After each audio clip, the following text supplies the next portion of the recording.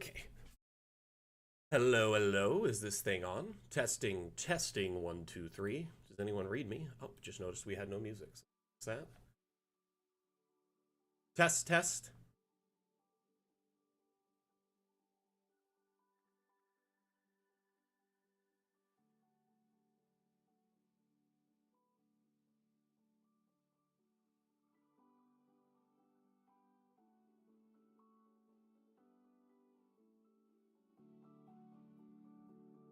Hey, it looks like we're getting music and mic correct at the moment.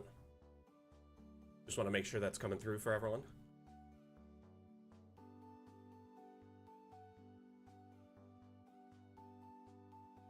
Perfect. Okay, we're going to do some other quick last moment sound and video checks. I just want to make sure that you see Quentin. Quentin, can you wave for us really quick and then say hello to us? Hi, hello everyone.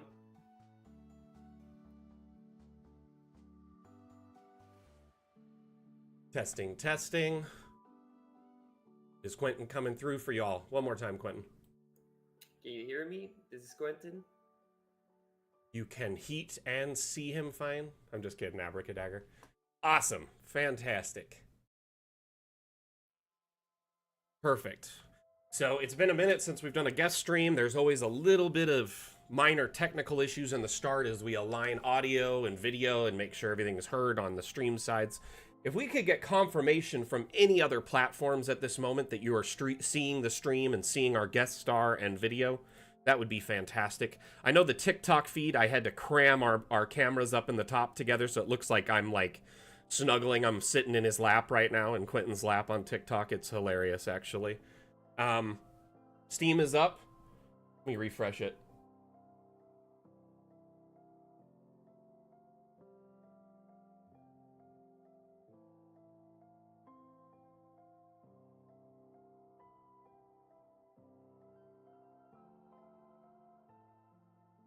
There it is. I do see it. Cool. Steam is up. Perfect. It just refreshed for me.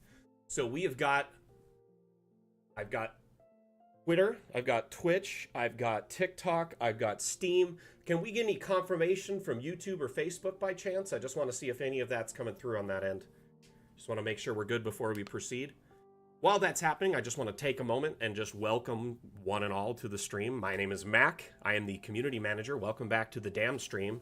We've got a very special stream because we've got a very special guest.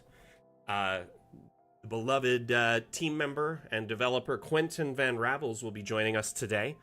Quentin is actually instrumental in a lot of the key features and quality of life aspects of Dungeon Alchemist that you use every day. And he's working on some new and cool tools in our next update that you've been seeing kind of the last few weeks in teasers and stuff we've been sharing on the stream, including the ability to make any object into a brush, and object linking, i.e. meaning you can rapidly build out, say, pipe systems or rail systems. Am I correct in that? That's something you've been working on recently, Quentin? I want to give you a moment to introduce yourself, but I just wanted to kind of let everyone know who you are, what's going on, and so we could get the party started. But thank you so much for being here with us. I want everyone on their best behavior today while we have a guest. And remember, because we're streaming to many different platforms, there might be a delay in the chat and the answering. I will do my best to read every question and relay them to Quentin. Today's stream will be kind of an AMA Q&A session, meaning you can ask us anything as long as it's related to Dungeon Alchemist and development. We'll do our best to answer all your questions. I will do my best to read the username and the question prior to us answering it. That way every stream is involved.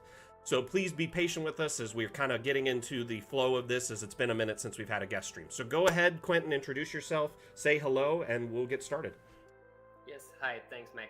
I'm Quentin. I'm working together with Kyle and Sunday on the dev side of things in DA. While I haven't been into the nitty-gritty of the multiple floors that you've been seeing some of. That's yeah, I'm a bit low. Somebody said I'm looking at myself on Twitch now. I'll try to sit a bit. Can you more turn your upright. volume up on your end too if there's any settings in the Streamlabs or in your computer and maybe your mic? Let's see if I can. I just turned you up a bit more. Hopefully that's better. Sure. Let me do the sound systems. Queen, never gonna die. Thank you for the follow. Much appreciated. Oh my gosh, TikTok. Thank you for the likes. We're up over 650 likes already today. Thank you so much, TikTok. Y'all are the amazing. Little heart for you. Back.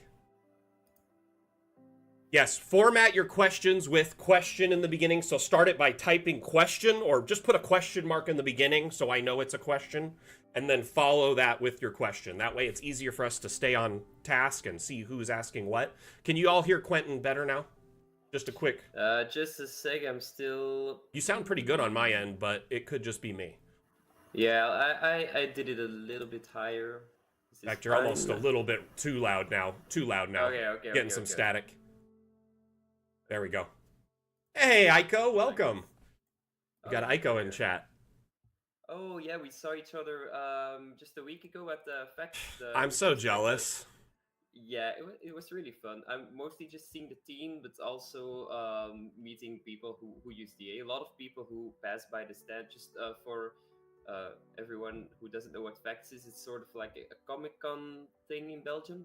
So we were there, we were testing DA and talking to people, explaining what it is. But lots of people already know it and then are mostly just amazed by features that's been added since they've been using it, or just giving us some feedback or praise. It's really fun interacting with people. One quick second. I don't mean to interrupt you. I know we're still getting the technical minutia. Can you just keep talking, and I want to see if this mutes you if you do. Okay? Really quickly. Continue talking. Okay. So just say testing 1, 2 to count to 10, okay? Testing 1, 2, 1. Can y'all still hear him? Now? 9, 10. Okay. Testing 1, 2, 3. Is 4, there any looped 5, audio on your 6, end? You're not getting 7. 2 of his feed, are you? I just want to make sure. Testing 1, 2. Testing 1, 2. Okay, perfect. We are all good. They hear you. There's no looped audio. Everything is great. So again, sorry for cutting off your introduction and getting all this tech stuff. Please go ahead and introduce yourself with no interruptions, and we will get started.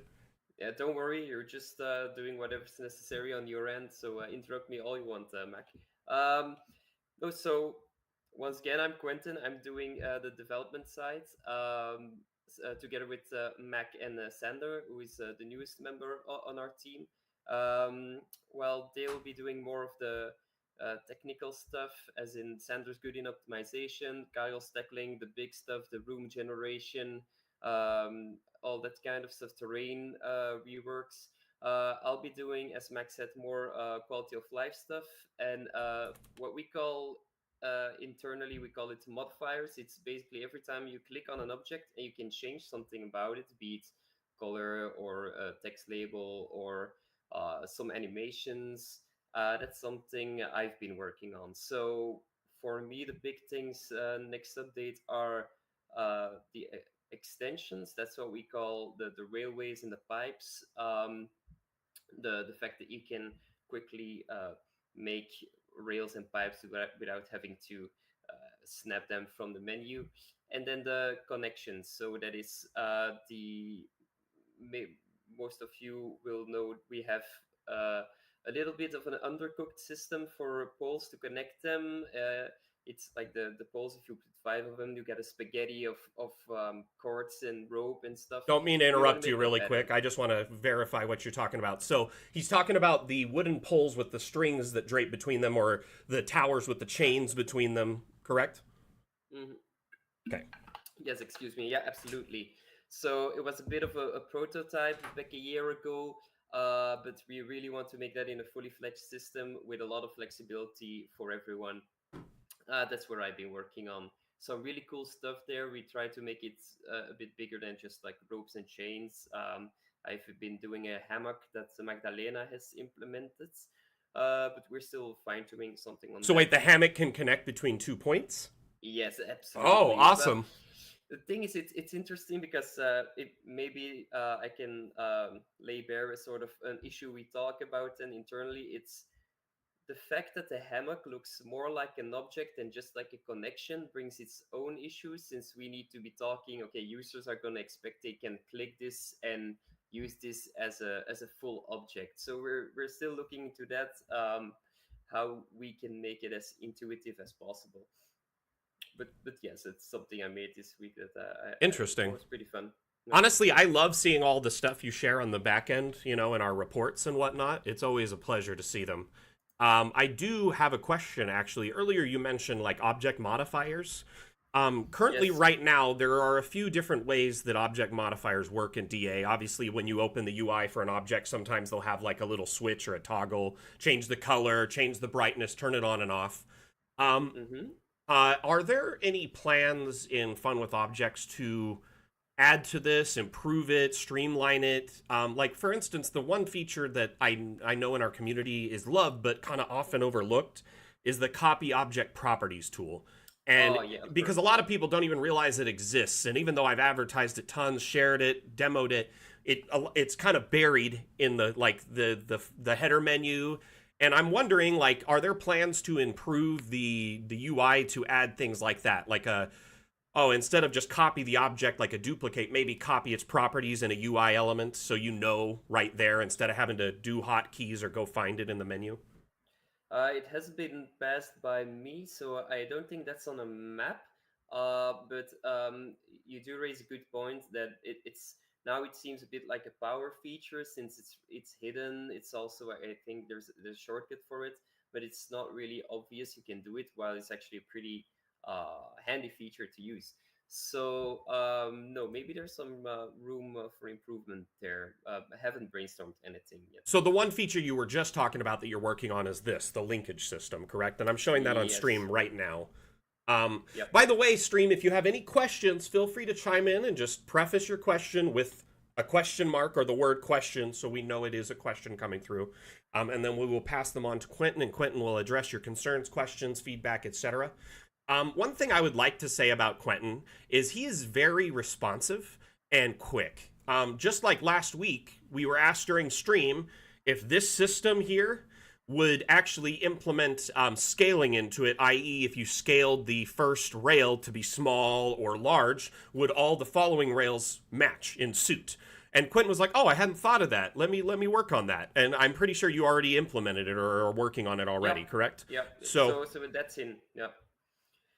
Now, since Carl's doing a bit of a rework of the terrain to match what he's doing with the multiple floors, there's been some bugs introduced, so that feature was feature complete. Isn't now again. It's just the troubles of developing a program like this. But in fact now you can just make the rail smaller. It will snap. The points will scale with it, and it will snap. So you're not constrained to whatever scale you it's in DA. So no, sometimes I just somebody says something and it's just something really obvious we overlooked because we're a small team. We can't think of everything. So we really appreciate it when we get this feedback. Certainly when it's okay. really obvious, it should have been working like that from the start. So no, really appreciate that feedback. Awesome, awesome. Like honestly, I appreciate you being so responsive to it too. Like being willing to adapt while we're doing it. I'm sure though feature completeness kind of is a merry-go-round during development where you'll make Yeah, something and then they'll break part of it with an update later, and then it just absolutely. constantly is going back and forth. I will say I'm very excited for this feature and to see how it scales with time. I'd love to Hmm. see feedback in the community of this. Is anyone here excited about this upcoming feature? Do you have any questions about it for Quentin? Um, I just saw that my package was delivered, like we talked about, Quentin. I have to step Oh away yeah. for like 2 minutes to go grab a package off the porch. My neighborhood stuff gets stolen in like minutes if it's left there. I swear they follow the delivery drivers around, so I'll be right back. I'm gonna leave the mods in charge. Mods, are you there right now? I just want to make sure. Okay, Atlam has a question. I think you can see it on Twitch if Yes, you're reading I can that. see the question. Can you read the question aloud and then answer it the best you can? I will be right back. And if you can't answer it, no big deal. Thank you so much, everyone. I'll be right back in. Okay, perfect. So there's no option to record videos in cinematic mode in a Linux client. Is that because the Unity doesn't support H.264, H.265 on Linux? If yes, then wouldn't it be possible and easy to change a Linux client to export, say, VP8, VP9 instead of H.264, H.265? In that case, I'll submit a feature request. If it's unrelated, I'll submit a bug report. That's a question from ATL4M. I'm gonna be honest. The optimization for different OS types is not really my ballpark. So I suggest and definitely do this. Um, to maybe better a bug report. That way, it gets by me. Fun fact: I also do the bug report. So every time you send a bug report, I'll be the first to see it. I'll be filtering it, and it gets to Karel. So this typically is something I Hellas can't give you a straight answer to. So that will go to Karel then, and we'll see how we can tackle that. OS problems do occur with Mac and Linux and are always a bit of a pain, but we do our best to try and fix them. Um, as I recall, indeed, the video isn't working correctly on Linux right now. Um, so I'll can't say anything more straightforward than that, but certainly do send a bug report. Next question, I see Mondu says regarding to the new modular objects feature, the clip playing on stream right now is a plan to allow the user to create custom objects lists to use either from stock DA assets or to set it up in the asset importer. Um, so this will so just let me see if I get the question correctly. Are you asking if you can sort of make this menu yourself to then use it to quickly connect objects? Because if that's the question, then no, this is not something you'll be able to customize on your end yet. I'm not saying it's a definite no because we never know, but we do have to make some priorities. So we're still looking into what sort of objects this can work on. There's a few things we want to take in account. Like rails and pipes have a pretty intuitive way of working with the system since it's always going forward and it's not too confusing on what end a new piece will be added. Because we talked about using this also for like the stone foundations and stuff, but we're thinking of other more intuitive approaches for stuff like that. So um, so no, not yet. But in that regard, there is a feature now to paint with objects. You can create an object brush from every object. So that does allow to flexibly use any object in DA. Maybe that's a bit tangent to your question. I'm not sure. I see Edel4M has responded. Yeah, definitely do send a bug report. Thank you. Then Mateus Agazis2809 says, okay, perfect. Thanks, Wandu. Yeah, I'm just taking over from Mac here, so doing my best. Not used to doing streams, but let's just hope his package didn't get stolen. So say I see here Mateus Agazis2809 says about cinematic mode. I feel like the perspective when you're recording a video is very unstable, like someone filming while running. You get it? This will change someday. Um, I'm confused because we have the flying camera that should be pretty stable, but we also do have the first person view that has a walking animation to it. So I presume if you I should test this actually, but if you film while in first person, it's actually pretty that there might be a head bubble. Um, which we might have added a toggle for. It's not something I've done, so I'm not sure.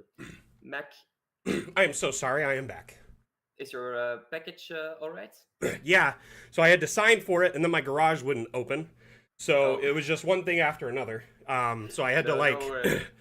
run around the house and figure out what was going on. So sorry for the delay.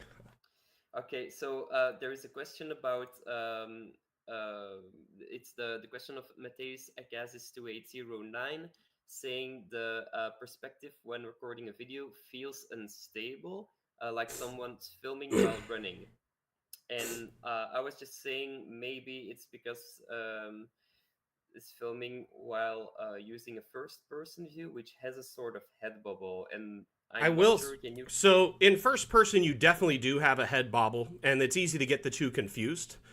Because they're the same icon or essentially the same type of UI when you're in them.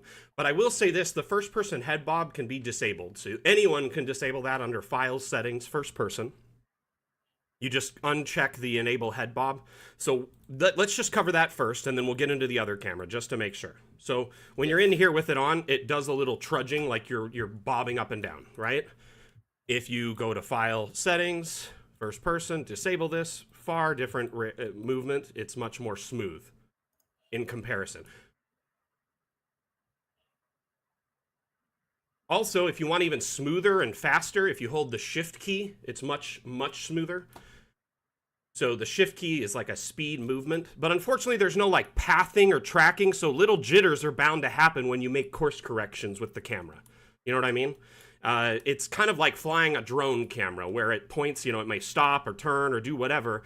At the end of the day, that camera is going to move the minutia with your mouse if you move it even the littlest bit, right? So what I can recommend for now, some things to help improve that. First and foremost, like I said, use the Shift key. Make sure you disable the head bob in first person mode. And then lastly, try your best to avoid moving the mouse. Try to only use keys. Like if you just use the keyboard keys, it's much smoother than using the mouse. Unfortunately, you have to turn with the mouse, so it's once in a while type thing. I do hope eventually sometime we'll get more like controls that are just key based, or maybe a pathing tool so you could set it up on a track and it follows it. But for now, there really is no information about that, even speculated. Have you heard anything on the back end, the devs talking about improving this tool? Like, No, I've not requested at it a all. bunch, but honestly, I unfortunately do not know of anything. Like, when we made our, like, personal requests for this next update, I actually asked Yeah. that they add, like, additional settings for this. Because Okay. it's locked at a set bit rate. The frame rate is 30 FPS. You have no control over it. And Yeah. also it matches your resolution of your screen, whatever you're set to in DA. So I wish you could just on the fly say, hey, I want to record in 1920 by 1080 at 60 FPS at this bit rate and do it. More advanced options. The other thing I want is the ability to hide the UI on this screen so I could record with a third party and be in first person. I hate that when I record in first person or cinematic, it has the UI. So if I use like an external device like a capture card or OBS, try to get a 60 FPS recording, it always has the UI. But that's something like a personal wish. You know what I mean? I'm with you though, Matthäus. I Yeah. do want to see improvements to the video recording tool because it only helps our community and it also helps me as a community manager. Creating content is a big part of what we do as GMs, right? So being able to create more streamlined, smooth content is always good. If anything, what I would recommend is, if there's not something on the upvote for it, maybe make something. Um, and keep bringing this up, keep mentioning it. I'm going to add it to my notes, though, that you think the camera's a little Yeah, jittery. definitely. Also, just controls for like turning with keys so that it's the same turn rate. Oh no, wait. Do we have it in cinematic You mode? can only go like certain directions with keys. It will not turn the Yeah. camera. See, it would also be nice if we had like a panoramic option or a full circle so you just push a button and it just spins and does a capture because that would be like a perfect capture mode. But Yeah, yeah, the actually, mouse yeah. is what makes it jittery. You know what I mean?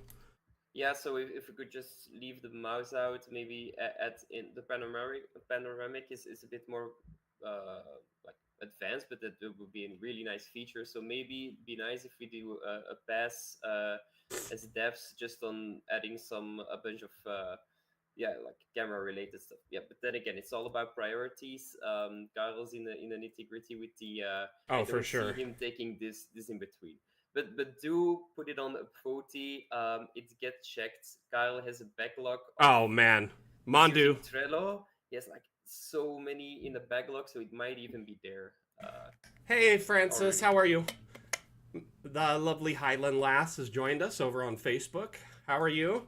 Okay, so it would be cool if we had controller support for building, but also for the drone and camera modes, like in first person, because it'd be so much smoother using a controller than a keyboard mouse, like for filming at least. The drone particularly. Like I have seen some crazy FPV videos, and those guys just have like a controller or something that you would use to drive like a remote control car. Hey, Tian Kruger, thank you for the kind words. Tian says, geez, DA looks amazing these days. Really need to join the live stream more and keep updated. You know, the live streams are great. It's a great way to learn what's new, but also see the cool things that our community is sharing and kind of learn from it. The streams are really just kind of a tool to keep you up to date and see all the neat stuff you can do and is available. Okay, so let's see here. Did you answer Mondu's question earlier about the modular object feature? Yeah. Okay. So Did you any sort of answer? Let's answer. answer Sack's question then. I don't think you got that. Or No, unless didn't get there yet. question. There's been mention with regards to the multi-layer export about batch exporting all levels in one go. From a more general point of view, is there anything in develop the more of a batch export to enable those who export a lot of stuff? So I will say I have talked to Wim about this because when I said I love the multi-level, but I already see a multitude of complaints coming in from our community being like it takes me an hour to export 20 levels one at a time. Is there any type of batch export on the way? I would love to see this. Have you heard any talk about this? Because Wim said he would like to implement it in this update to help complement the multi-level aspects, but I don't know if there's been any progress. Yeah, I was thinking of that also. Looking at the size of maps people are outputting now already, the multi-layer approach will only make it that more heavy and complex. So I presume you're looking into that. I'm not on that feature though, so I'm just seeing the same you do, Mac. No, not sure, but I presume they will be thinking of it. Me too. I hope so. Hey, Tian Yeah. Kruger, thank you, man, for the kind words, and I'm glad you enjoy the ease of use with DA. Thank you for being here. We'll see you around next time. So one thing I will say with that is I'm hoping is it does it not like a mass exporter, but a batch. Meaning one after it, you tell it all the things you want to export. You like, I want Foundry Fantasy Grounds, Roll 20, I want snow, no snow, grid, no grid, day, night, like all these check boxes of the things you want. And then it'll go through one at a time and export them one after another into the folder you tell it to. And then it'll all be there labeled as such. So it'll say, you know, this map, Foundry, and it's tagged. So if they're all in the same folder, you know which one it's for. Does that make sense? So ultimately, Yeah. at the end of the day, I do think, though, we'll probably hear more about this feature as we get closer to finalizing the development of multi-level. I think we haven't even dived into the export aspect yet because we're still trying to, you know, fine tune and finalize the multi-level. It's like it's silly to Yeah. start worrying about export until that is good. Once the Yeah. multi-level is functional, we're able to put it in easy and do anything with it, then they'll start being like, okay, this is how we're going to export it and export it good. So I could Yeah. foresee it being kind of just later on the task list, just a little bit further down the line. You know what I Yeah. mean? Yeah, it's an organic process, so we still don't know what it's going to be dependent on. Giles has to change the terrain for this, so I definitely see this being tackled once everything's in place there. So Centimar says, and this isn't necessarily a question, I've noticed even when the head bobble is off, if you're walking a token approach the wall, it seems the camera jumps up a bit. And I think it's because it's like I don't think we actually use like all the modern like render features in video games that they do in first person. So, like there is something that's like it automatically adjusts when there's movement so it doesn't have any tearing or weirdness to it. I can't remember what the feature is called, but because it's not like a video game, a lot of those things aren't built into DA. I'm trying to remember what the term is called. But it's in a lot of first person shooters. It's essentially so when you're running an uphill or downhill or moving really quickly, there's not a lot of jaggies and tearing on the edges. And I'm thinking that's probably the reason is because we just don't have optimized first person or camera views. It's more of a secondary feature to the map maker. Whereas with time, I'm sure it'll get better, but for now, it's probably just it's like the second iteration of the tool at best. Um, okay, we have a question here from Sogrum. Question: any guidance on getting Foundry exports to be under 200 megabytes? Love the maps, but I seem to make them too big. Can I ask you a question, Sogrum? What are your export settings? Are you exporting at 300 DPI or 150 DPI? Because it sounds like it. Just from your question alone. 150? Okay, so let me tell you this. Foundry and most virtual tabletops, they recommend exporting between 60 and 90 DPI for online map play. Okay? So when you export at a higher DPI, you are going from 72 to 150, you're essentially doubling the map size. Going from 72 to 300, it's 6-7 times the file size. Every square in DA on the map, instead of 72 by 72 pixels, it's 150 by 150 or 300 by 300. Now, I know when you look at this export menu, it's very counterintuitive as the DM to go, well, this says low quality. Why not just do high quality? It's free. But it costs you on that back end in file size, load times, and connection issues for your players. So as a DM, you want to set up the production and gameplay to be as smooth as possible and cater to the weakest link in your chain. One of your players is inevitably going to have a kind of a potato computer or an older computer, maybe a bad internet connection like a throttled ISP, or they're in a rural area. So cater to that connection, right? When you're doing animated maps especially, always go low DPI. You're really not going to notice it unless you're zooming way in, like magnifying levels. If you're at play levels, players won't notice it. They won't care. In fact, in 2+ years as the CM of DA and playing on many tables as a player and a GM with DA maps, I have not once heard a player complain about the map looking pixelated or garbly at 72 DPI. It is paramount when you're doing online play to just keep things small and smooth, right? Another bit of pro tip there for you: always export the map as an image as well, so you have a backup scene. Create a scene of the still version of the animated map, just in case that night, for whatever reason, when you're playing, the player can't load it. Load in the still version. That way you always can just jump right back into play. Honestly, though, the thing is, you do have to cater your play around your players too, not just the experience you want to build, right? So at the end of the day, remember that, especially with online play through virtual tabletops. Try to keep the files light, small. Online maps, especially animated, try and keep them 60 by 60 or less. I mean, you can get up above that with 72 DPI exports, but you're going to run into problems as you get into larger maps. It's just the online play support, especially with most of the major VTTs, isn't there yet. They have file size limits, resolution limits, not to mention internet comes into play too. Anyway, I hope that helps in any way, Sagram. And I'm not coming down on you or telling you you're doing something wrong. You were looking out for your players. You saw high quality for free. You're like, why not? Why not do it? It's really counterproductive that these are available in the Foundry exports. I've asked the devs to relabel how they're labeled or remove them from Foundry, because you pretty much, after a certain map size, these higher quality are useless. I have asked them to change this to just VTT quality, standard, and then like whatever, super quality or whatever. It's just so it's like less of a mind mess, like psychologically, because I see it. It's free. You want to just get the free upgrade, right? Anyway, moving on. Sorry for the interruption there for 10 minutes talking about that. Do we have any other questions coming in?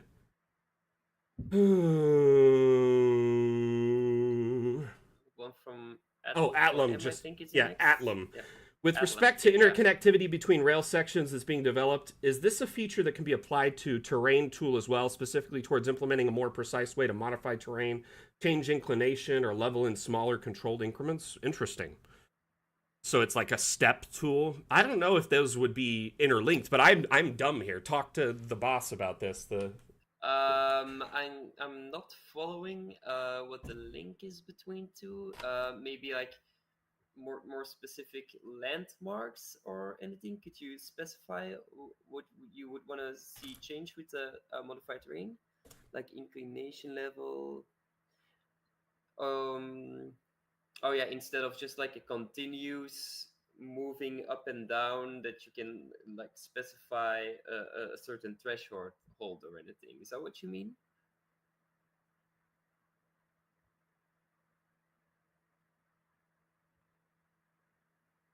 I'll let him continue his explanation. So one thing I will point out is we do have a warning in DA, but it's only when you're approaching the max limits of what Foundry can support.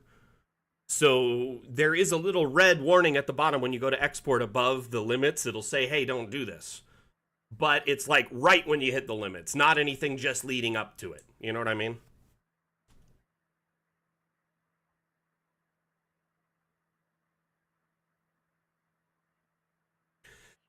Oh, that's Question. the reworked mind map. Yeah, it is. I was going to show how, like, when you export in this, the larger the map, you're going to potentially run into issues, right?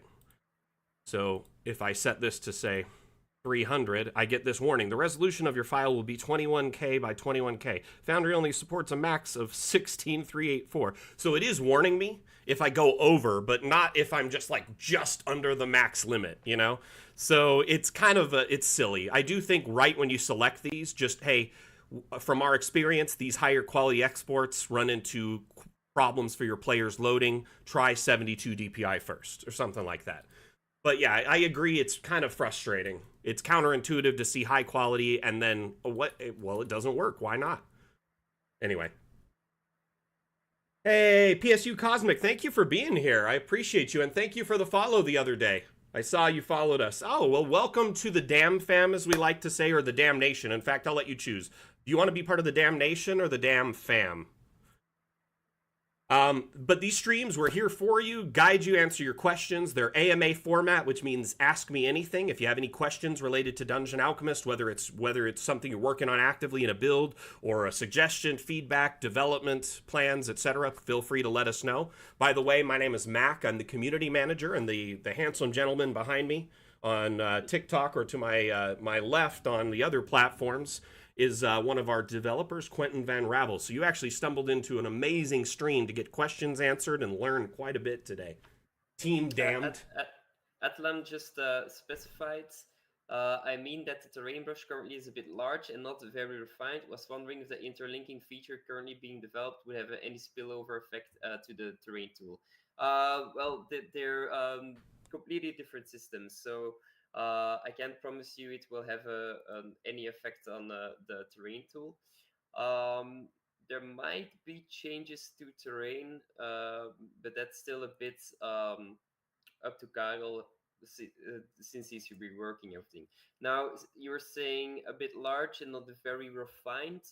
So does that mean you would benefit from like a very like a smaller size for the tool, because that's something that might be arranged? I'm just looking. I could see how maybe he just wants more control over the terrain tool, because just the circle and like the size arrangements, it's really kind of like using a hammer when sometimes you need a screwdriver, you know what I mean, or a saw. Maybe if we had different shape brushes or like fine tuning options in between it would be great. Things like you could add a ramp between like lower or higher terrain, stuff like that.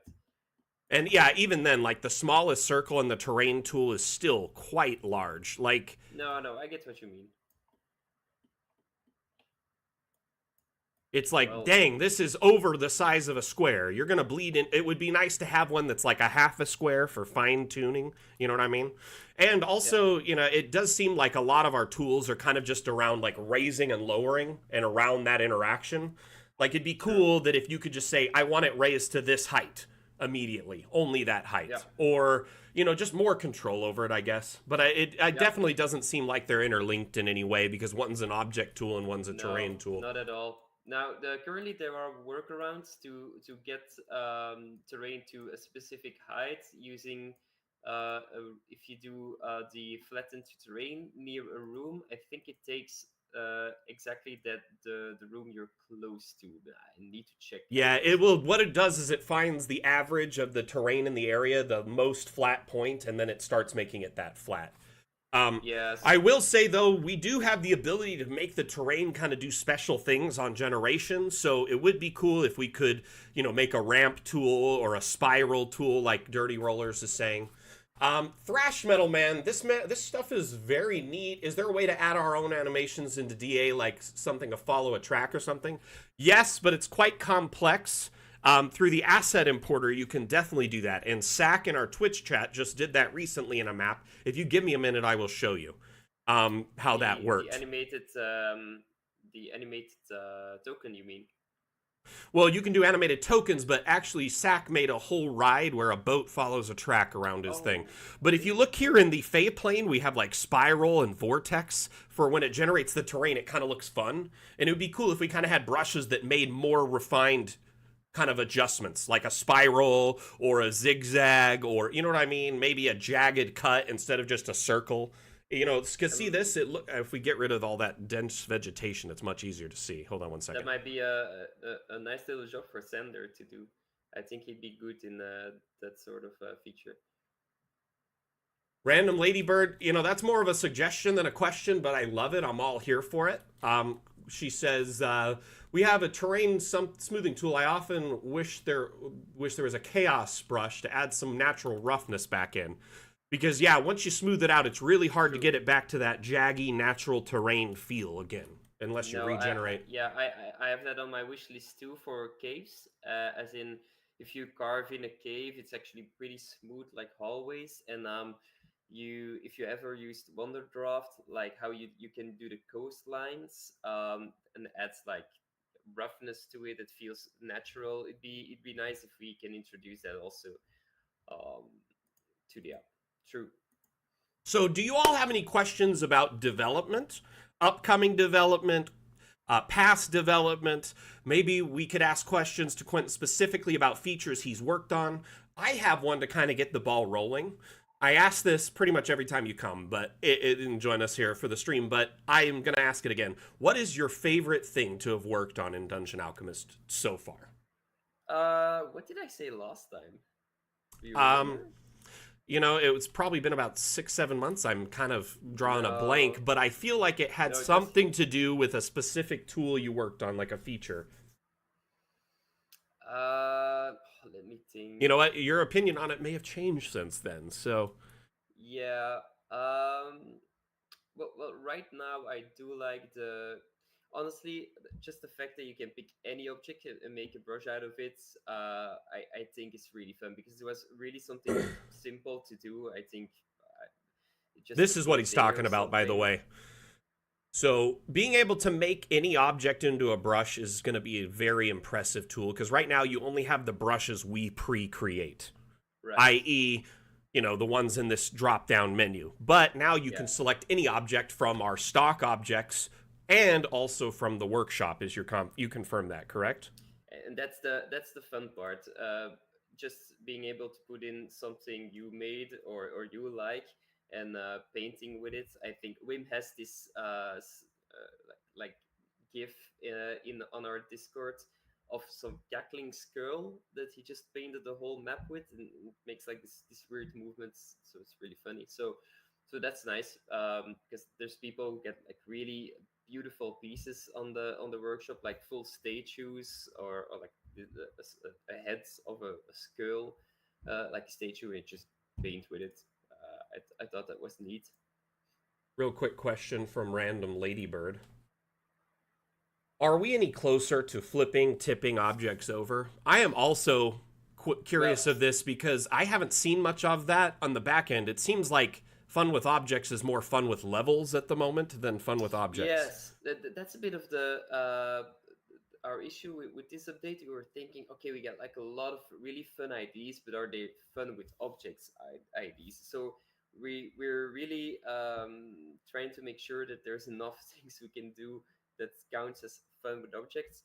But that's what you get when you make Kickstarter goals and then organically start thinking of, okay, but what do we want to do with those goals? So you have an idea, but the specifics I have a aren't few there yet. suggestions if you guys are still kind of looking for ideas. I'd throw out a few. Always welcome. So I added Um, these to my personal list, but I also know they're big ones from the community, and that's why I added it. yeah. A lock Uh, button. yeah. Right. Actually, that's one of my jobs. So it's on my to dos for this update. So don't worry. I'll be my first priority is making the snapping better, because I don't know if you noticed, but the snapping is a bit poor. It mostly works on grids, so we want to make it more that It would if be cool if it could snap objects, in between grids, like the half yeah, spaces and the quarter spaces. and I've on angles. also, I kind of wished. Well, I've noticed some objects, they'll be the same object type, but they don't snap to the same points. It's like they were configured differently. Like some tables Yep. snap in the middle of squares while some snap on the square. Oh yeah. Yeah, that's configuration. That's a Wim who does like thousands of objects, so he's bound to sometimes overlook something. But that's why we have the bug report system. So that's definitely things you can also report if you think there's something wrong with an object. So, Um, do you know if there are concrete plans to attempt to add object full rotation on any axis and flipping in this update? we've talked about it, and unless we encounter, I can't talk like fully. I always have to be like, maybe no, because if I say So we this do is it now, people are tentative gonna and be not for angry. sure. So just So on that note, we'll say it with that in mind. okay, but hypothetically speaking, we seen the question from the community, and yes, we might add it, but it will be a sort of a compromise that, as if you turn something, you sort of lose some other functionality, because now there's a lot of automatic platforms that get generated when on like chests and tables and wardrobes that you can place stuff on.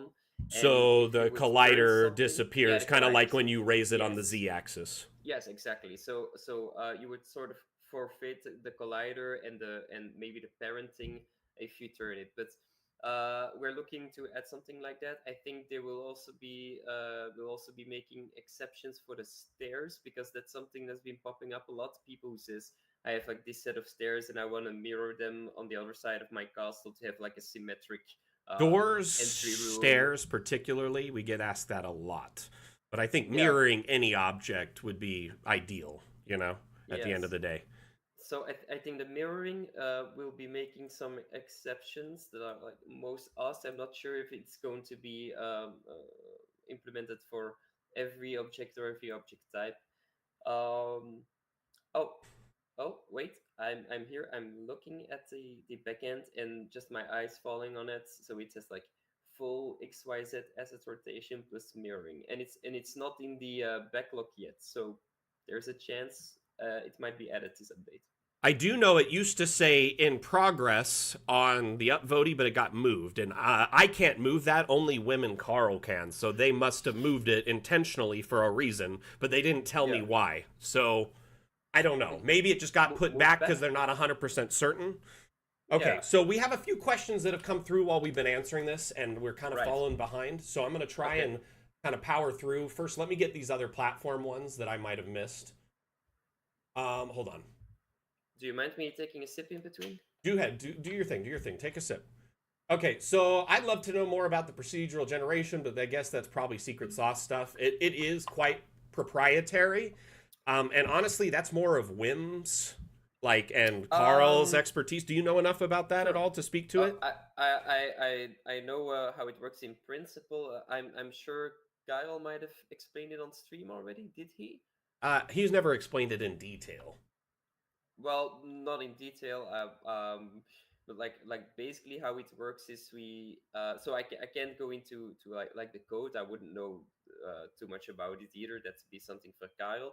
But just like the broad stuff of it is that we try to extract like rules from rooms that Wim makes. So whenever you have a room like, I don't know, a great hall for a tavern, Wim makes like actually just the DA maps as you would make a map in DA. Wim makes a map in DA with some rooms he's feeling. Okay, this is what a great hall, how we want to look like. These types of floors, these like patterns of tables, and then the software extracts some rules from that. Like there's always torches in this pattern. There's always a door over the bar, stuff like that, and tries to use those rules when you're making that room. Um, Sometimes the rules are a little funky, like you need a cannon in a cabin every time you generate one, or a massive, massive telescope in every yeah, the study. telescope is really weird. I've had some bug reports about it, and I also mentioned to Kyle like, do we need like a Maybe telescope in just shrink every it study? down, or like Yeah, some variety in its size would help a lot. absolutely, absolutely. So Hold on. that's something Kyle's been doing. One of the last updates, he made a really nifty system to be able to have a bit more like control over stuff. Like we always want a bed in a room and stuff like that, so he can just like make some demands of the AI For the most part, generation. it follows logic, i.e., how people decorate spaces. So it will follow that. So, but do keep in mind, a lot of it is based around Wim's preferences too. It would be nice to start Absolutely. expanding that to more of the developers making maps that feed into the AI training, or even volunteers in the community, because we get people asking all the time if their maps can be part of it. But I do think they have to follow kind of a strict kind of subset of rules to be part of the programming. Yeah, sure Wim has a lot of things in mind when he makes these. Maybe we'll open them once, but currently as it's only if you can hack the software, so it's not something every user will be doing. Okay, quick question coming up from Stratus DM. I'm a bit behind on questions, sorry. We're about a minute or two behind in chat, so please bear with me. We're going to try and catch up as quick as possible. I've not worked on a video game with features like this. How do you manage regressions and things like that? How do you handle unit tests? I imagine this is really important when you're talking about doing things like modifying terrain tools and multi-level. Okay, so what do you mean with regressions? Is that I'm assuming depreciations in that is that what you mean by that, Stratus? Like obsolete stuff or Yeah, things become that's how I'm reading it, is something falls okay, back and okay, becomes useless. I could be wrong, but I know okay, we had okay. to depreciate like hundreds of thousands of assets just for No, this update. absolutely. Like just for now, no, like Oh no, like you add new feature or modify existing things. oh, okay. Well, speaking of unit tests, we currently don't do unit tests, which is a problem when we're testing. So basically, test week, it's really funny. It's really primitive.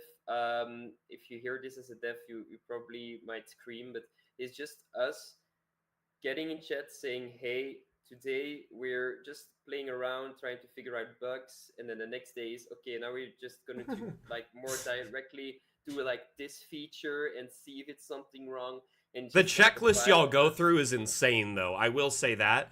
Wim made like a checklist of things to follow, like Yeah, a flow yeah, chart for testing every object. If it's not this, then this, go to here. It is insane detailed, so it covers everything. But I will tell you this, before you all do that in that week, I am hmm, testing up to 2 months prior to true, with true. earlier builds and passing that information on as well. And in our last update, we actually were able to, it was a very special instance, and I'm hoping to do this in the future again, where we're able to invite a small group of creators and people who are passionate about Dungeon Alchemist to be testers and try it out before the Magic Update launched. And that also provided a ton of valuable testing feedback. Yes, Um, absolutely. so, like, for It's been instance, getting better. the The ability to put process. objects on dark parchment was added directly because of feedback during the Magic Creator testing stuff. So I am very like happy to see that it's like I wouldn't say it's just like 1 week leading up. There is several months of testing. Like we No, didn't no, true. like I found the bug with the Unity upgrade that we needed like at least 2 months before we had test week. So It's very like I don't know. It is like it is like a grueling race to the finish when we're at that point. But at that point, we've also been alpha, beta, work in progress testing for like 6 months off and on. So Yeah. let's Yeah, see that's here. nice. The Mac is really working with the software every day while we do new features, so he catches a lot of stuff that we might not get around to. Honestly, I'm not even able to film teasers until the feature works. So I'll be like, "Hey, is this working?" So I can film something because I can't do anything. It's really funny, actually. Or it'll break a lot. You have no idea how many times I've filmed something just to get the cut just right because it'll crash like 50 times. I'm like pulling what little hair I have left out. Okay, so Yeah. question from Thrash Metal Man: what's current on the roadmap to be released next beyond multi-level stuff? So obviously, the Fun with Objects update will focus on multi-level and object enhancements, quality of life, and features. Things like the object properties like linking objects and the ability a modular object tool is what it's called, right? And the ability to create brushes of any object. But there's a few more things that might be on the on the roadmap, potentially rotating objects or mirroring them. That's yet to be seen. Now, future updates, we have 5 major updates still. And in no particular order, you have tricks and traps. Uh, you'll have water worlds. You'll have high seas and instant dungeons, all following Fun with Objects. So 5 major updates on the roadmap still. Now I'm guessing one of the last 2 will likely be high seas or instant dungeons, just because the scope of what's needed for it to function. But I will tell you this. We are always looking to the future, and we've been actually testing stuff in Fun with Objects, laying the foundation work for shipbuilding in high seas. Um, it is very, very fundamental foundation work right now that they're laying.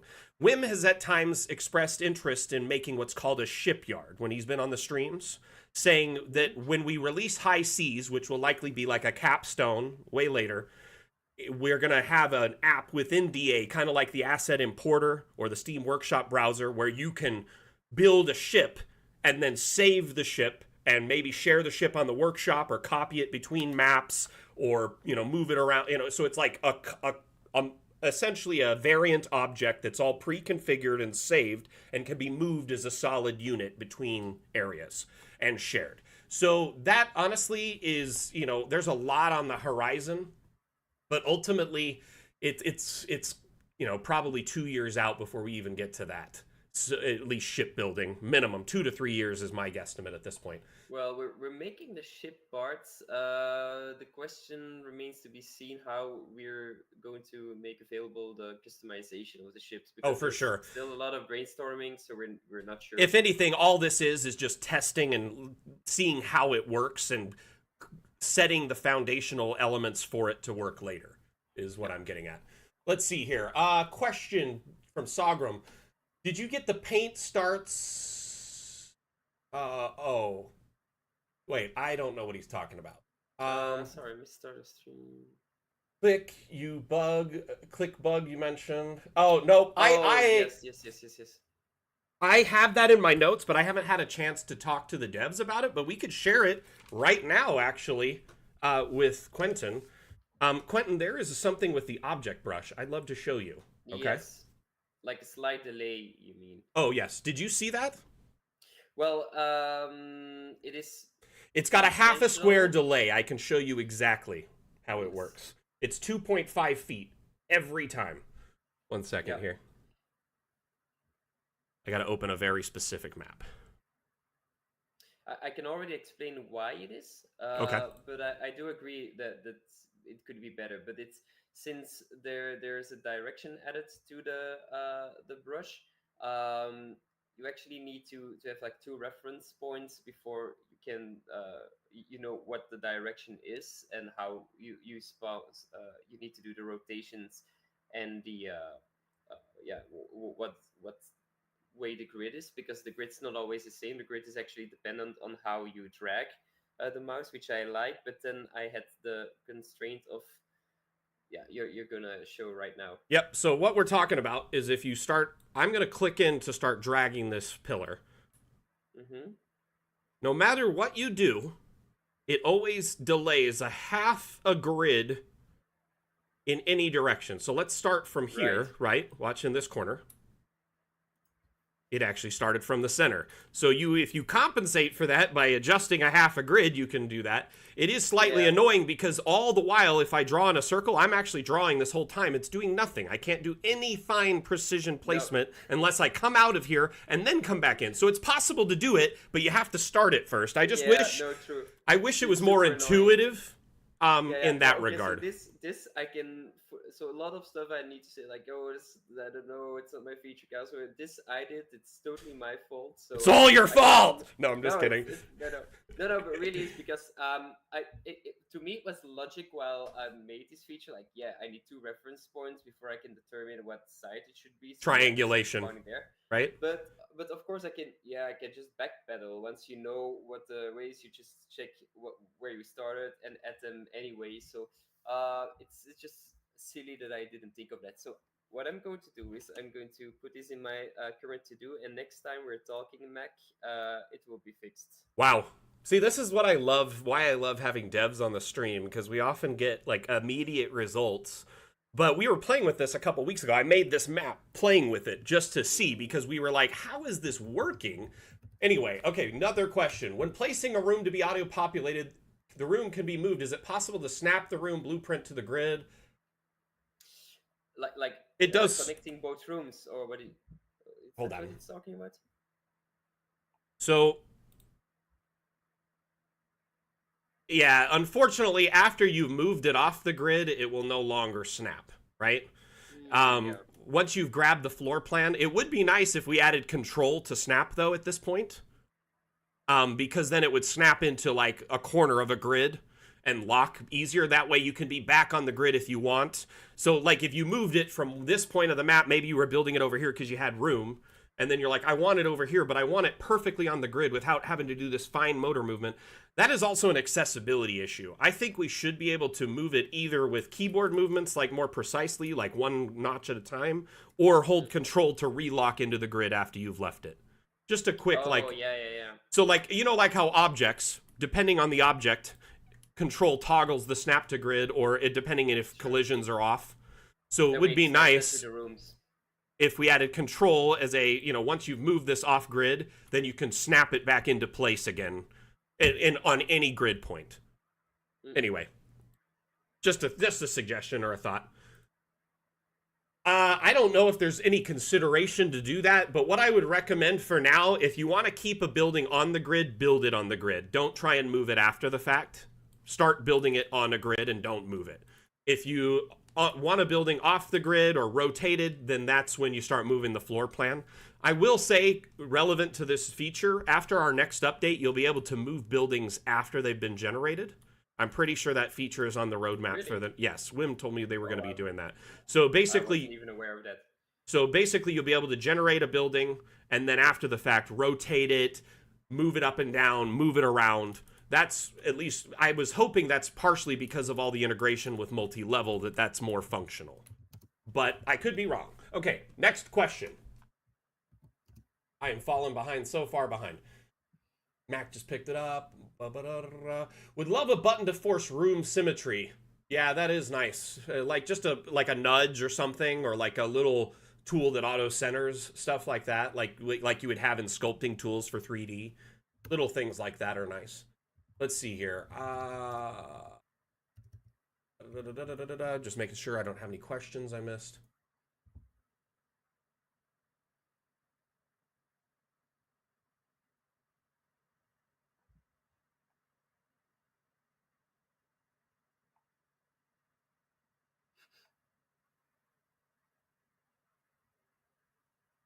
Any way we could get an interactive board which we could write things, that'd be kind of cool, like a little freehand drawing tool with NDA. But that way you could draw notes on the map. I think that could be part of the overlay feature, quite literally. So And later on, that could also be a play feature for DMs to just do like live notes. But imagine instead of having to put like a label, you actually could just freehand something, kind of like you can in a VTT or. Uh, yeah, I assume this is something when we're adding soft VTT features that will be added. Yeah, probably something along that. I will say this, though. I've been able to do something like that since the SNES. They've had features like that since the Super Game Boy was out. You could draw on the sides of your maps and put notes. It was super cool. I love that. Okay, let's see here. I'm almost caught up with chat. Remember, chat, if you have a question, preface the question with a question mark or the word question. That way we know you're asking a question for us. Renetta lol about object size. Any chance to be able to reshape either width or height so scale on one axis instead of both? You know, I admit that on occasion it would be nice, but I know why we don't allow it. Because our devs are, their artistic integrity is very high, and they don't like things to look wonky. That's part of the reason it took so long to allow 3D asset import, is because they didn't want all the extra art and stuff that didn't match our style built into the maps. So there's little things like that that they kind of hold their ground on because they don't want things to look weird. I know it took forever to get the collision toggle feature, even though it was highly demanded for like a year and a half when I first started, because they didn't want you to be able to scale things far beyond or below because they end up looking really weird at certain points. The textures get awkward. So I will say more than likely, at this point, I would say it likely won't get added. Just because they don't want objects to look funky on one axis or be stretched out or weird. And that's just more of an artistic choice. At the end of the day, they want DA maps to look a certain style and feel and look, you know, kind of crisp and pristine at all times. You know, who knows? Maybe they'll kind of, you break them down over time. They may change their mind. There's been plenty of features that they said would never be added that have been added. So we used to have to resize objects by putting the object on a table and resizing the object and breaking DA. And it took so many people breaking DA intentionally for the devs to be like, fine, we'll just do it. You guys want it so bad. Yeah. I remember when they broke down because they were like, we'll just do it. You know, I'm like, finally, like they want it, just do it. You know, if it's possible, we should.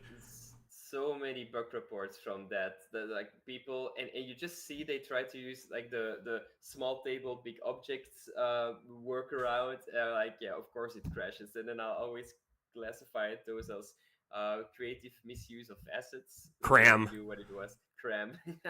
So the old school way to get something big beyond its ability was you would get it up to its full size and then you put it on like a table or something like a rug, and then you'd scale this up and you'd repeat this over and over and over again until it would like be impossible to do.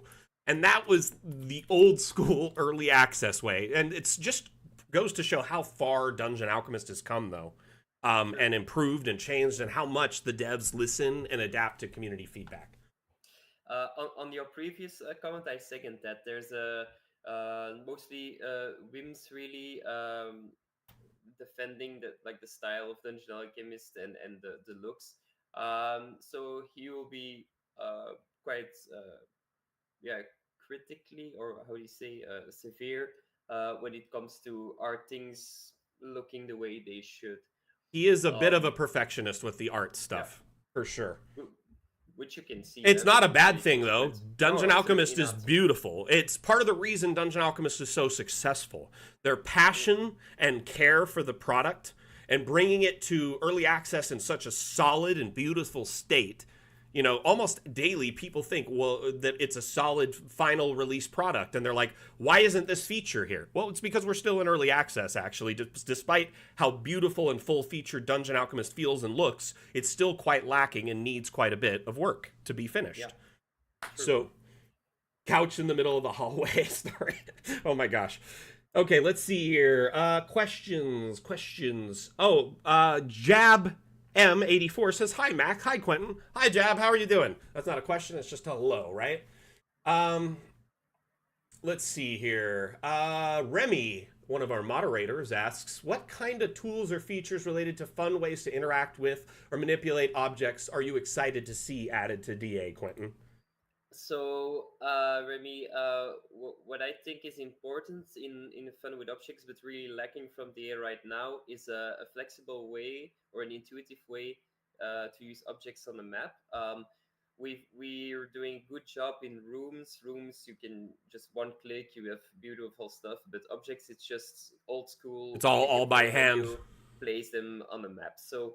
Um, I'm all for features that make your life a little bit easier. There, we've done like a few things Ooh, with the ooh. extension tool or with the. You want to say something or? I've got one ready at the tip of my tongue when you're ready. When you're ready. An Okay, yeah, amazing sure, of course. feature. Okay, So, and go ahead. if I can just say this one thing, I really like to add in a feature. I'm not sure. We still have to discuss this, Kyle and me, but use the drag on objects to add functionality so that you could, for example, drag foundations or fences or anything, and it would be placed like Like a basically drag the and figure draw. you'd expecting. Yeah, sort of like that. Not quite a spline tool, but similar in feature. Kind of like how you draw the pool. Spline-ish. Yeah, Spline-ish. We've talked yeah, about this the other day. Just the other day, in yeah. Of fact. course. So one thing I would love to see in DA that I think would speed up map production, and it would just be super useful for any user. Okay, and I think this is something that you would likely be involved with developing. Is in RPG games like WoW, for instance, at the bottom of your game you have toolbars, 1 through 10 slots, right? And these toolbars are 100% customizable. There's 10 little Right, right. square Yeah, slots, and there's usually 3 to 5 rows of toolbars, and you can yeah, keep expanding the toolbars, right, if you want. yeah. Like What in I would Factorio. love, like in Factorio, or most games like that are RTS, they have the little toolbar where you can put your quick things in the bottom. But anyway, Mm-hmm. what I would love to see is a toolbar in DA at the bottom, and it is a palette of whatever you use most. It could be objects, it could be a door you like, it could be a tool you like in Dungeon Alchemist. And what I would want is either the ability to drag and drop anything from DA, whether it's a tool interface, you grab it, and instead of like you're placing it in the map, you just drag it to the toolbar, and now it's added. So maybe you want the collision toggle in the toolbar. It's in the toolbar, so you don't have to open the object menu to do the collision toggle. Or maybe, your favorite hotkeys are in the toolbar, or an object you use in every map. Or maybe it's just the object eraser is there. Instead of having to go 2 menus deep or know the hotkey, it's right front and center in the place you use it most.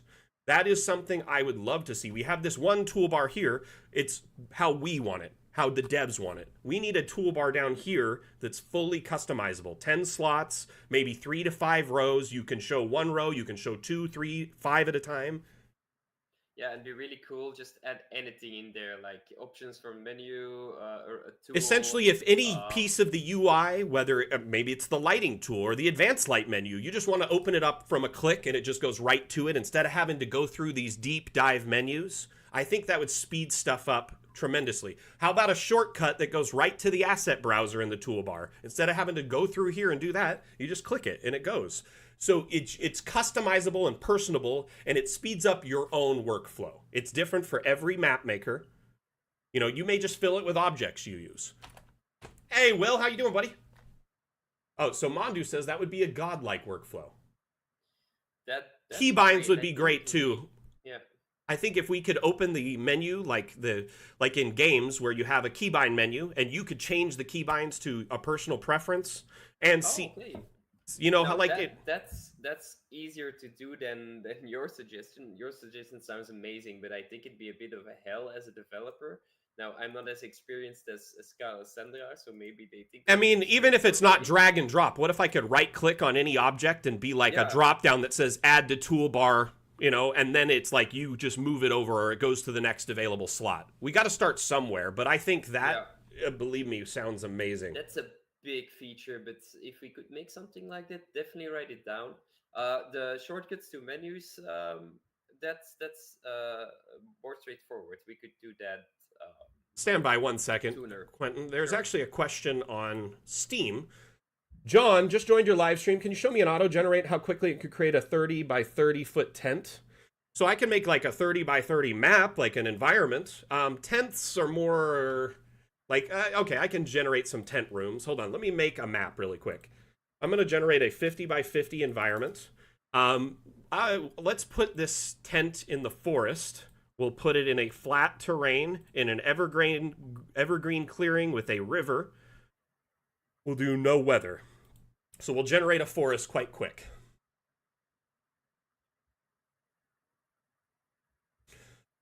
Calazon, our next update will fix that entirely.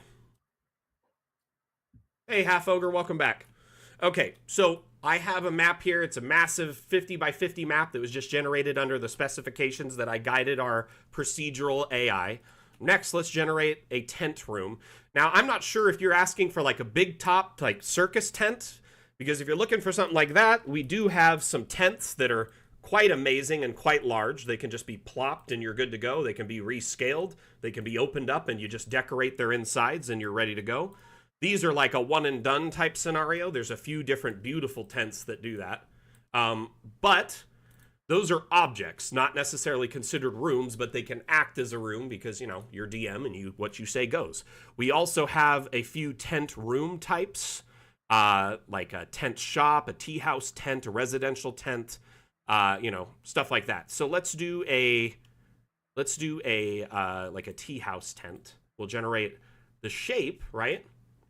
And I'll make it round. Actually, hold on. How big was this? I'm going to turn on the grid. To make a perfectly round room, you need to be equally divisible. So I'll make the tent like 12 by 12 just to show you. And I can go up to 20 by 20 if I really wanted to at the end of the day.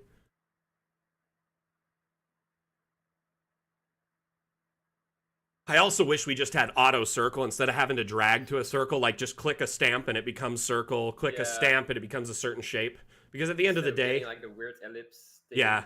Well, and it's all based on practice at that point. So here we have a quick tent generated and filled. It auto-generated it. If I don't like the generation, I could regenerate it by clicking on the room itself and clicking this regenerate. It regenerates the AI inside around the door on the building, so you can actually move the door. Let's say you want it closer to the river, right? And then you regenerate the room. That'll regenerate the structure around that door facing and make it more like palatable to that. Really at the end of the day, the AI can only do so much. It's procedural. It doesn't know exactly what you want. It's not like next gen generative AI like Midjourney or ChatGPT. So you still have to do a little bit of work and fix a few things or make adjustments by hand. So ultimately, you can quickly generate rooms. You can quickly generate environments, rooms of all shape and size. If you want a square room, if you want rooms within the room. So let's say you generate a square, tent here, and then you wanted smaller tents within the tent that have, diagonal or round facings. You could do that as well. It's actually quite intuitive at the end of the day once you learn how to use it. Yeah, I ruined the river there, but I'm just kind of showing how it works. So you can generate spaces within spaces. You can generate solid spaces. The floor plans themselves, they can be rotated, they can be raised, they can be moved, all before they're generated. John, I hope that helps. Hey, nice, John. By the way, we have a free demo if you want to just try Dungeon Alchemist out. It allows you to use the forest biome, one of our 13 biomes, and you get access to build a tavern. We have like over 100 different room types, but being able to build a tavern in a few clicks and exporting it for your virtual tabletop or print is actually quite nice. Definitely check out the demo. It's nominal in size. It's less than 7 gigabytes for the full demo. Great way to try before you buy and see how it operates on your system. Okay, is there any questions I missed? So Calazon asked, have the developers worked on lowering windows and walls? So our next update will solve this problem by adding a riser and roofs. Let me show you how this will look in this particular video. So if you look, actually, here, I'll play to a certain point. You could see the ceiling and you kind of see the bumped up space. So when Dungeon Alchemist was first developed, it was intentionally meant for all top-down exports, but with time, people wanted these other perspectives, first person and different angles, and that's where the immersion-breaking issues came into play with the windows hanging over the walls and no ceilings, and some of the items are far above, like the beds might overcap the walls and stuff like that. So our next update will add ceilings, multi-level, and address this concern by adding a little riser in every room with a roof, and it bumps it up and automatically fixes that issue. I know we kind of shot ourselves in the foot by making DA so beautiful. You all wanted it at all the amazing angles. I mean, that's part of the 3D is you want to see it at all these different beautiful shots and and share that with your players at the end of the day. By the way, does anyone have any requests for generating a map while I have this up? Go ahead, Quentin. You want to know something funny Kyle told me? Huh. So, speaking of shooting ourselves in the foot, we had the raising rooms last update, right? Yeah. And now we're going to add multi-level, which is the big thing of our next update. And then the realization hit us that we're going to have to keep in mind that if you just like add floors, there might be other rooms that's been raised or lowered that may coincide to like a different or not be the same height. Not everything's going to be on the same level. There might be one that's at the midpoint between the others. Exports are going to be tricky for sure. So Kyle got a major headache thinking of how are we going to solve that problem, but I think he got there. Honestly, I don't. Honestly, Carl is so smart. Like, at the end of the day, he just needs time, really, for almost any problem. He'll say he can't do something, and then 24 hours later, he's like, I patched that in. I'm like, you just told me yesterday it was impossible. What are you talking about, guy? Okay. I kind of look up to him. He's really a beast. It's a pleasure working with somebody as talented as Kyle. He's not looking, so it's not like I'm sucking up to my boss right now. Honestly, I'm not saying it to get on his good side. I believe it. He is very, very smart. Dungeon Alchemist is kind of what it is today because Carl is quite a genius. It's not like we have a team of 150 people. There's like 10 people on our team. So, I mean, there has to be like, you do great work, Quentin. You do some amazing, cool stuff in this program.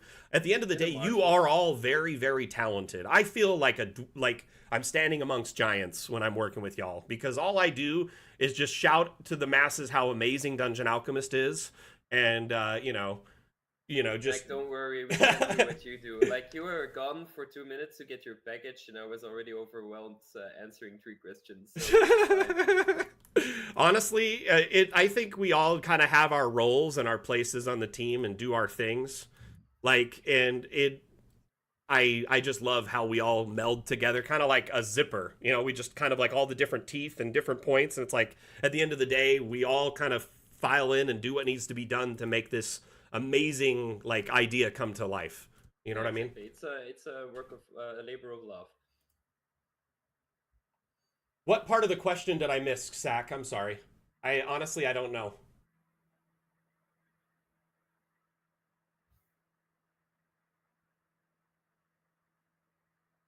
Is there a way to elevate part of the floor in a room? Yes, but only if you delete that part of the room from the room. So let me show you what I mean. Let me just get rid of this stuff. We'll have like a clearing we can work in. Let's see here. I am feeling better, Half Ogre. Thank you for asking. I still got a bit of congestion, but I'm feeling a lot better. Let's see here. Is it possible to add secret doors? Yes and no. We have a couple of doors that are secret, but I'll be honest with you, at the end of the day, from a top-down perspective, they look like they're there, so they're not the best solution. What I would recommend is just putting a solid wall with like a hallway behind it or a secret, behind a bookshelf or something, and then in your virtual tabletop, such as Foundry, marking it as secret, or just keeping that area not revealed to your players, if you're on like a TV tabletop or something. So in our doors, let's hurry and draw this room really quick. There's like a hidden, these ones here. Some of them actually match quite well to these wall types. This particular wall type isn't the greatest, but you can end up finding some that are perfect matches to the walls, but they always put these pillars there at the end of the day, and that breaks immersion. When these were first added, these pillars weren't there, by the way. I remember when they were first added, they were gone. And then they just got added randomly back in, and I was like, why did we had a solution. What happened? What happened? Yeah, I'm not entirely sure. I blame you. Ico's still there? Do you blame me? No, I'm joking. Honestly, so when these were first added, these hidden doors, right? Yeah. They were essentially seamless with the wall. There was no pillar, and you could open it, and it was like invisible. You would lose track of it. There was another one also. We have a door that's like a bookshelf. Where is that one at? Actually, I'm not sure what's happening here. I'll ask Wim next time I see him. But every time you do this, it puts these pillars up, and it's like, well, there's something there. Sorry, I know that's there. No longer a secret. So in my opinion, what I do is I just like add a little hallway off of this without a doorway going to it, right? Oh, okay, so Aiko's responding. I've also been asking to removing the pillars for the door. Oh, it still does it. Yeah, the pillar joining, no matter what. Is there a reason for this, or is it just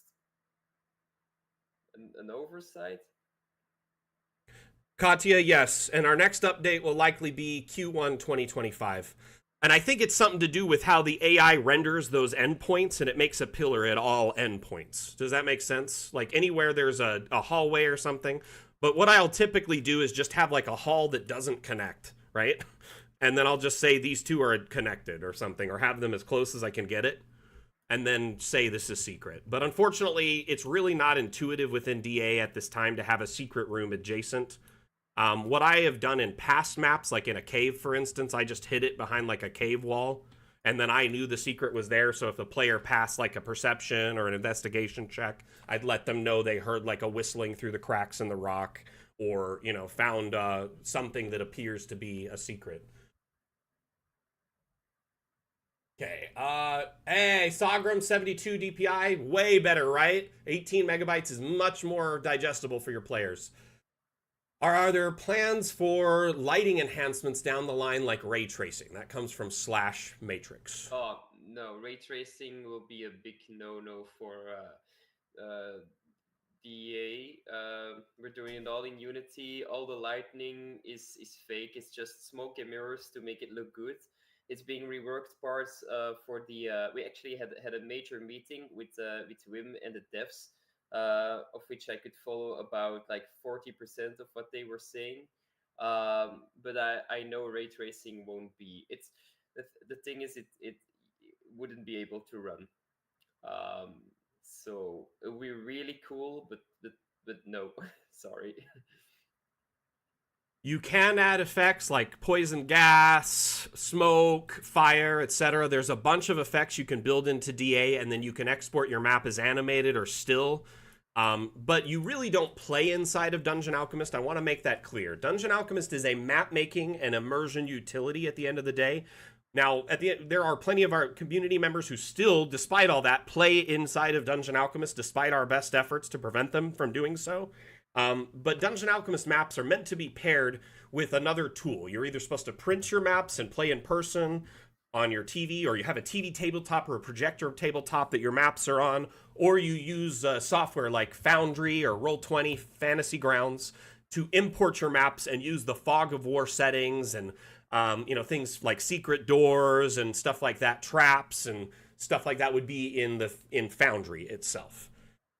So while we're heading that direction, we do have an update titled Tricks and Traps down the road. We're not quite there yet. What we were talking about secrets earlier, this map here, I had planned on this being a secret, and I just blocked it off so line of sight they couldn't see. But in my notes, like, I know there's a secret here, and if they pass an investigation check over here after this fight, then I will let them enter this area, and I just drag their tokens over.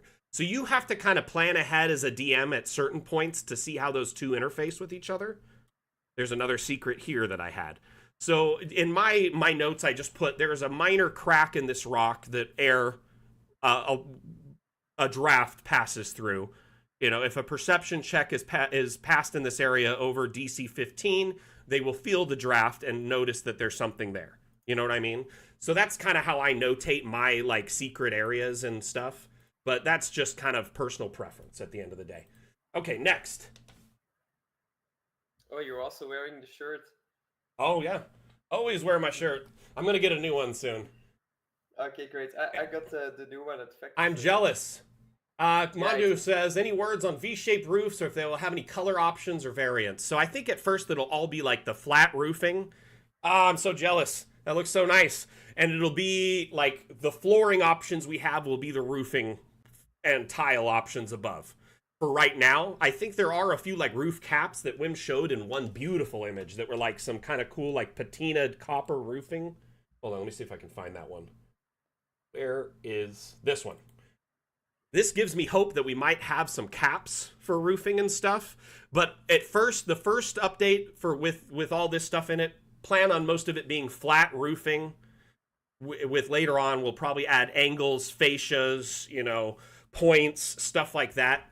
Steeples, things like that will probably be added with time. I think we just need to get the multi-level and the balconies and the roofing in place, and then it'll be a step after.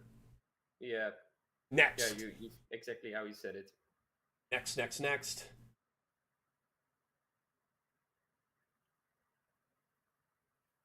Question from Slash Matrix. Oh, we already got that one. Question from Mondu. Already got that one.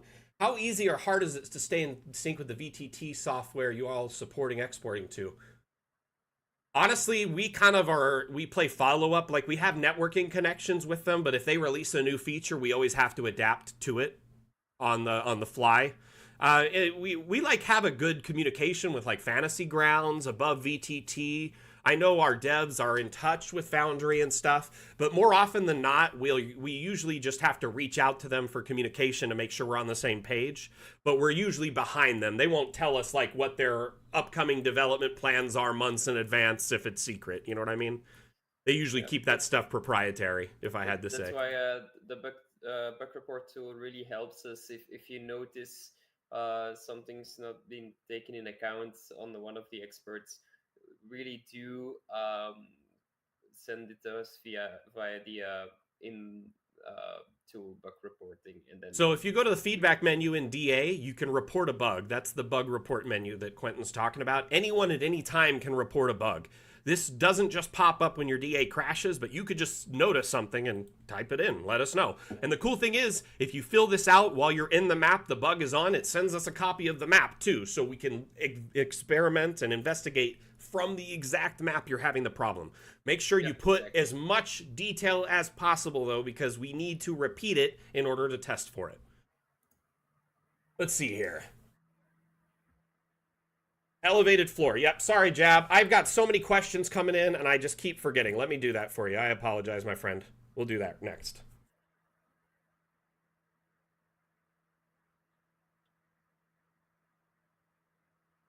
Okay, so what I do if I want to have, like, elevated area within a room, there's two ways to do it. You can either build the elevated area with objects, i.e., you know, planks and structural objects. In here, there are platforms. These work great to kind of start your second floor off of.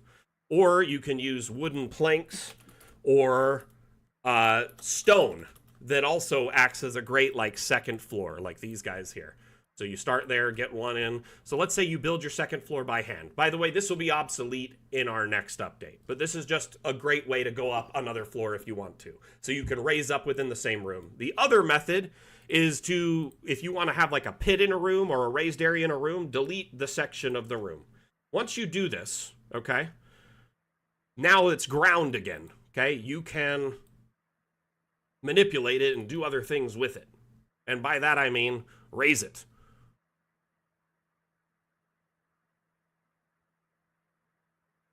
Or sink it into the ground, have a hole in the ground. So I could raise this up and then, you know, decorate it or even lower it a little bit down to where those walls were, the walls inside here that were there just a minute ago. Could just be like, that's the point. Watch. We'll do that and then we'll do flattened terrain. This takes a moment to fill because it's stronger in the center than it is on the edges of the tool. In fact, it's probably best to just do a small tool and keep it precise. But then you have kind of a raised area. You could play around with it till it's exactly where you want, or you could just delete the terrain entirely and then just use the walls as part of it. You can get kind of creative with this if you want. So remember those platforms I showed you before?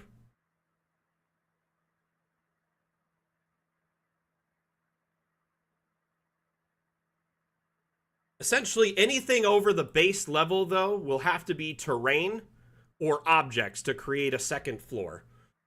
Or you have to use like a special room type, like a pit or something. So it is possible to create upper levels or things like that, inner rooms, pits, holes within a room, but you just have to delete the space within inside that room first.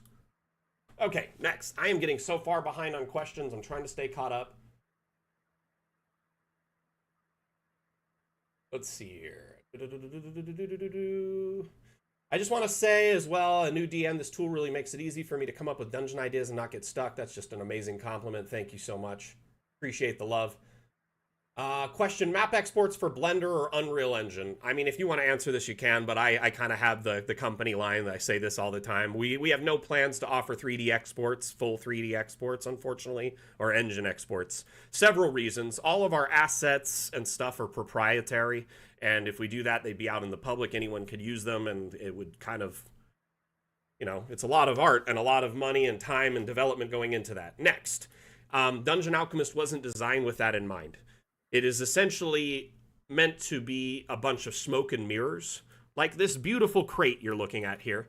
This isn't actually shaped like this. It's just like a cube, and there's beautiful wallpaper on it. Like if you had wallpaper on your wall that looked like a 3D image, it is actually called texture mapping, and it makes this look much more intricate than it really is, but it's just a cube. Many of the objects in DA are just like that. The water is like that. There's nothing there, actually, if we were to export it. The ground wouldn't be detailed or textured or painted. It would just be kind of like a blob, an amorphous blob. Many things would just be simple shapes or amorphous blobs if exported. A lot of people want to export 3D for 3D printing, for game development, or to use in a 3D VTT. There's a couple of 3D VTTs out there that allow you to import 3D models, and it's just really kind of in its infancy. It's really not widely accepted or adopted by the greater community in gaming when it comes to tabletop gaming. I would love to see that grow and get bigger with time and better support and more options. But at this point in time, we didn't really plan for it, and we'd have to gut DA and redesign it from the ground up to accommodate this. If we do ever address it, it'll likely be far after we leave early access and way down the road when 3D VTTs are more of a commonplace. In fact, I see us becoming a standalone 3D VTT long before we offer 3D exports. We'd probably become a VTT Lite standalone before any of that. So more likely we just support ourselves and make our maps work within our own ecosystem better and allow people to do some minor play options within it. And that is something the devs have said they want to do once we leave early access, but it's way down the road. So that's something that, it'd be like 3-4 years down the road. Let's see here. Continuing down. The way to copy a building or room so you can go from different maps, not at this time. I really hope that we allow you to copy a building from from map to map in the future, like a prefab, like save it or save it on the workshop so other people could be, oh, I like this decoration, this layout of this tavern or this potion shop. So it's like you don't even have to build it, you just download it and it's there and you stamp it into your map and it builds it and you're good to go. I would love that in the future. Right now, though, I wouldn't say there's anything even tentative on the map for that. I do know the next update will allow you to move the building within the map, right? So maybe down the road that could be something. Maybe just like this building that's built here, it'd be cool, Quentin, if I could click it, save it as a prefab, and then take it to a new map. Right now, the only way to take this... Sorry, go ahead. Yeah, if you're saying that, it comes a bit in the... it's a bit the same as making variations as... Now we have so when I say variations, we mean if you put down a table and you put another the same table next to it, you'll see the decorations changed in the app. That's what we call a variation. We try to put that in so that you don't have to make like different fancy table decoration setups. But there are I heard a rumor definitely that variant creation might sneak its way into the next update. yes, and it's not a full room yet, but I can see if we can I mean, open you up could start with variations just to literally players. all the decorations in a room. Because if you just True, made the true. square and you just stamp it with all the stuff that was in it, Yeah, it'd be done. So yeah. technically, the infill of the room, yes, but the room itself, probably not. No, At least in this first iteration. But of course. variant creation is something we use internally to make these prefab tables, as Quentin was saying, right? So Hmm. we pre-decorate tables to save you time, so they're like already made. And if you press tab, you can jump between these pre-decorated tables, so you can pick and choose the one you want instead of it getting different random ones every time. Now, keeping that in mind, the hope is in the next update, you'll be able to create these variants, save them, and stamp, prefab configurations of objects into different parts of the map or into different maps entirely. I also suggested to Wim that we add workshop integration for this so users could put up a prefab and then share it with everyone, and then that way people could download that variant and have it as well.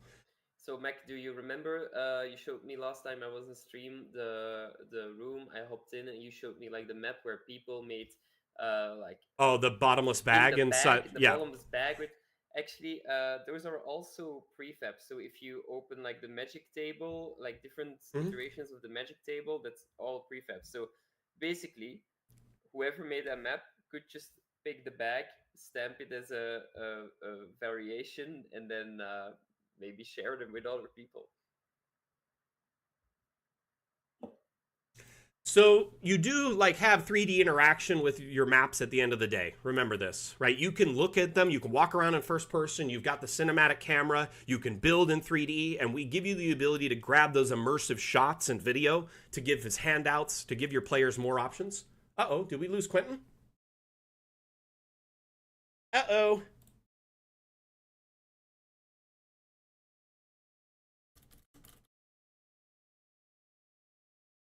Stand by, 1 second. Weird, his connection's there.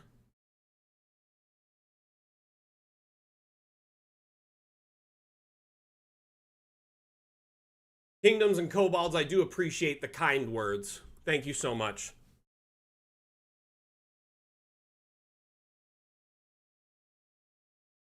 Yeah, he's gonna try and hop back in, okay? I did answer Katya's question a bit ago. Let's see here. Is there a question from Highland Lass? Is there any chance in the future of fine-tuning terrain tools to make more precise? We talked about that a bit earlier, and honestly, neither of us know for sure if that's on the menu in the future. So sadly, it will have to be, we'll just kind of have to wait and see. Are you all seeing him back? There we go. I just got you back. I had to Oh, reapply okay. you on the stream. There we go. Oh, okay, okay, okay. Great. So we You can. guys and gals hear him? Do you see him? I see him on the preview. Just want to make sure. Okay, I'm back.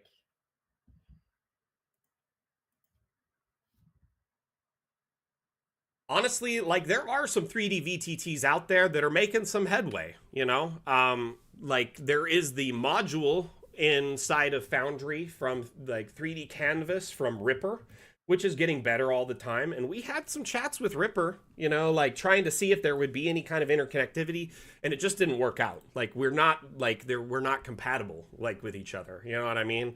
So one of us would have to redo everything, and neither of us are going to be able to do that, right? So essentially, it kind of is a bummer in that regard. What is the other? There's one on Steam that is like pretty interesting. It is a 3D VTT Tailspire. Tailspire is another one. Tailspire's great. It's kind of like Dungeon Alchemist. You build in 3D, but then you also have a VTT built in. Problem is they don't offer any 3D imports. Like you can't bring our stuff in, even if you made a map in DA. Like people ask me like once a week, can we import our maps to Tailspire? I'm like, well, they'd have to offer imports first for that to work. Anyway, it is what it is. It's kind of one of those things that I think as time goes on, there'll be greater adoption of this service, this new kind of thing on the market, 3D VTTs, right? And with time, there'll be more services and more integration. And I think it's just a wait and see type thing for now. At least in our case, we likely won't be doing it anytime soon, though, if at all.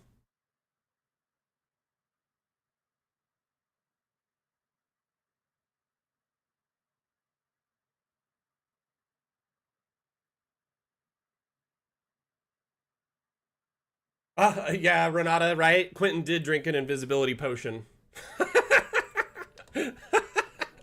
He just went invisible randomly. That was hilarious when you disappeared. I don't know what happened, but it was quite funny either way. Yeah, thing is, I reconnected instantly, but no one was acknowledging me, so I was in limbo for a bit. But we're good now. Solgrim asks, will multi-level VTT export include room height when we need a specific Foundry model to support it? At this time, it's too early to say specifically how it'll work. I will say this, most likely it'll work with stock features in any VTT. We try to make it as simple and as compatible with the most VTTs as possible. We use the KISS methodology a lot, keep it simple, stupid. If we make it specific for Foundry and specific for FGU and specific, it's a lot more development on our end. So likely how it'll work is each level will export as its own map, i.e. a scene. So it'll be its own image or video, and then each of those will be new scenes in your VTT.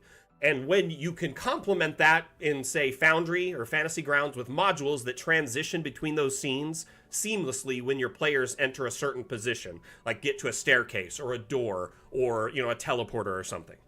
i.e. Monk's active tiles is a great one. Kingdoms and Kobolds, you do have a good point, but in all honesty, like, verticality has always been part of combat, at least for me in D&D. I always worry about, like, distance up and distance down, side to side, angles and stuff like that, especially if you have a character that can climb or fly, or, like, has some kind of feature to that degree. But yes, it's something it excels in, for sure. And, like, the rules about angled, like, diagonal movement are kind of weird because technically that'd be less squares you would have, but it's the same amount of movement. Like, diagonal movement benefits you always in 5e because you get more movement out of it technically. So let's see here. You're right, Mondu. Just gotta wait for Dungeon Alchemist to be fully released so we can work on Tabletop Alchemist. I will say this. It's a good name. We're still looking for a name for our VTT. So I know there was talks about World Alchemist for like a world map maker or like an overworld biome. Wim was saying that an overworld biome would be probably the way to go. Slash Matrix, right? The BG3 creation kit is amazing too. It's pretty nice and full featured. I'll be honest with you. I feel like our team has been kind of guiding the team at Larian a little bit with their map making aspects because, like, literally since Baldur's Gate was in alpha, our team and their team have been, like, talking and networking at times. There was a convention years ago that one of the Larian heads came up to our booth and chatted with Wim and played with DA for like an hour and thought it was amazing. And then at the last, like, I mean, weren't they talking to them just recently and they have a meeting with them at their office in this next week?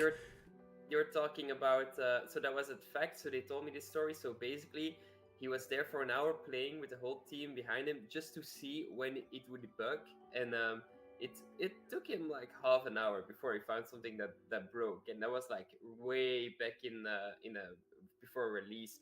And so now, really funny. I'm standing next to Kyle and what's his name, Sven Vinke, the guy from Larian, the big chief, just popping up to our stand, says hi to Kyle since they know each other from way back. It's not a lot of people making games in Belgium, so they're just like talking like pals, and I just swoop in with my hand, like he gives Kyle a hand, and I just swoop in like, hey, so and I was like, alright. It felt so awkward. I was like, oh, you didn't want to shake my hand. Sorry, it's nice to meet you, actually. Yeah. So I shook hands with the big guy from Larian. He was so confused. It was like, who is this dude? But yeah. Oh my gosh, Quentin, you're killing me. So I will point out, we are kind of getting in the winding moments of the stream. We have 10 minutes left, okay? We are caught Yes. up on questions. I don't think I missed any. I will say this, Okay. if you have any last minute questions, suggestions, feedback for Quentin, Shoot. please do it now. Can I turn up Quentin's volume? I'll try it again. Let's see, because he's the same volume from before. I can do it on my computer, or I'll just Yeah. let you do it. Oh, your mic's pulled back, that's why. Do you have a physical mic on your head? Like an actual mic on your headset? No, it's on the computer. Oh, okay. Gotcha. Dungeon Alchemist related thrash metal, man.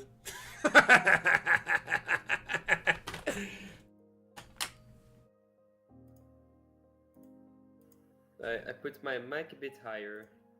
Honestly, the next update is Q1 2025 is the best we can give at this point. Just as a safe estimate, so sometime in the first 4 months of next year, most likely. By the way, I will point out this beautiful map is not something in development. This is on the workshop. Anyone can download this, and this is something that was made in stock Dungeon Alchemist. Hieronymo's just that good. The creator of this map, Hieronymo, is something else, okay? Yeah. Hieronymo is, I mean, a very prolific, long-time creator, been with us since, like, the alpha or beta, and he just has an eye for things. He's really, really good at making DA do things that you wouldn't expect, or look in ways you wouldn't expect it.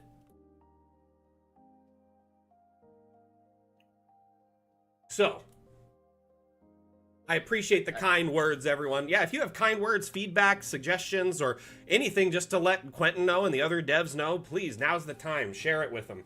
You know, I try to pass your kind stuff on social media and stuff, but I think some of the stream stuff, it gets diluted by the time I get a chance to talk to them. You know what I mean? Like, so many bits of feedback come through.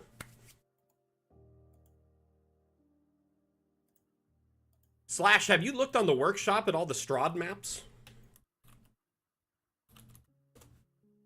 There's hundreds of Curse of Strahd maps on here. Hundreds. Quentin, thank you so much for being here today. It's always a treat when you're here with us. Like, seriously, I appreciate you so much and all you do for the team. You're, like, almost always readily available. You're the only team member I can hit during my hours of the day with a question, really? and you respond.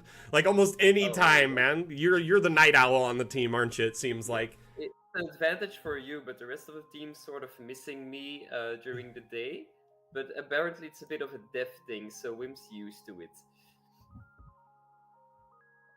Honestly, like, I think we're all on kind of this open communication thing where we can leave each other a message, like a pager or a text, and just see it later and respond.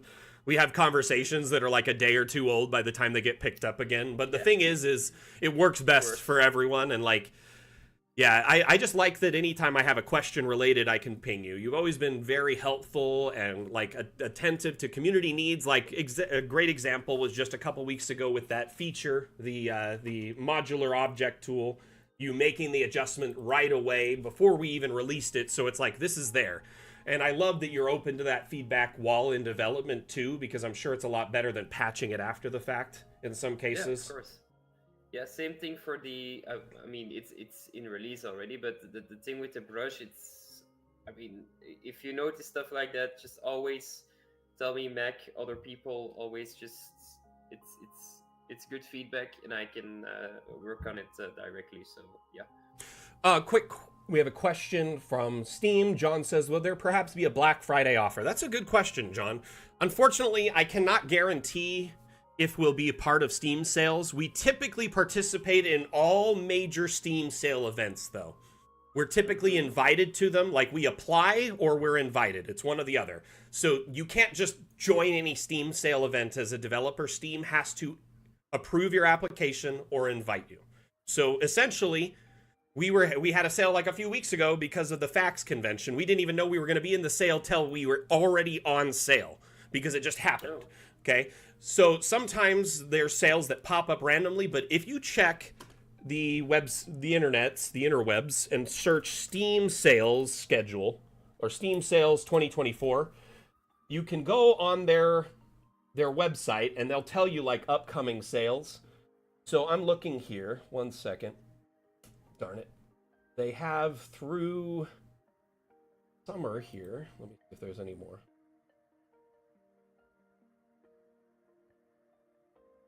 The next Steam sale is November 27th through December 4th.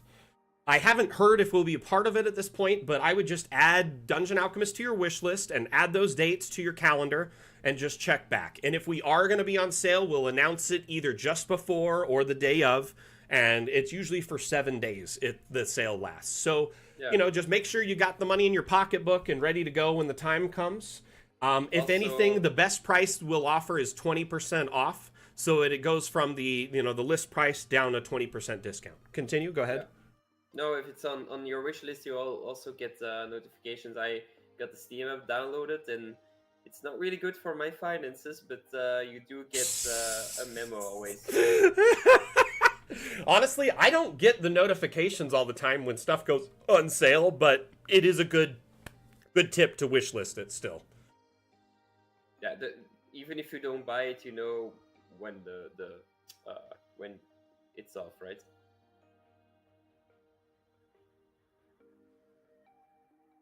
Sorry, say that again, Quentin. It cut out for me. Oh no, so I'm just mentioning that even if you're not sure if you want to buy, you get when there's a sale. So, yep, true.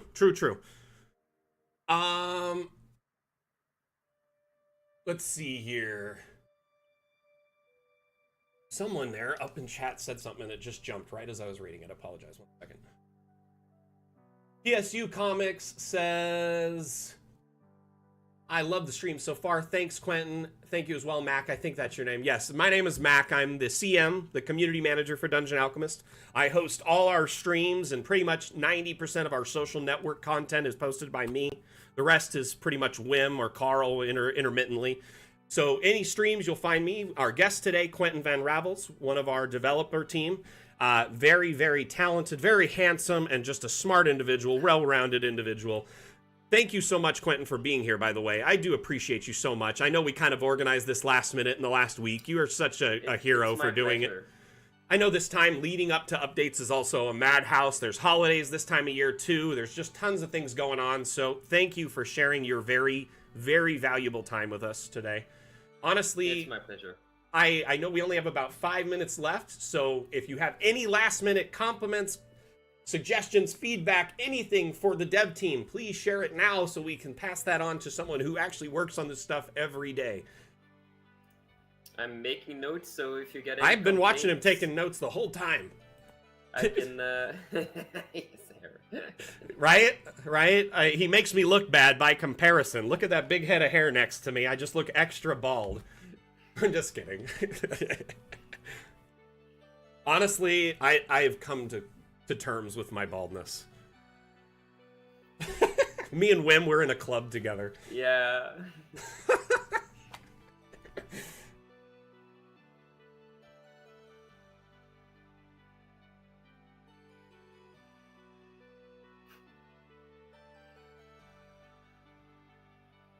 Bald is bold, right?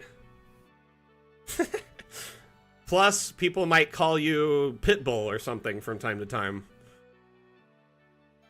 Professor X is another. Professor Xavier is one I get sometimes if I wear a suit.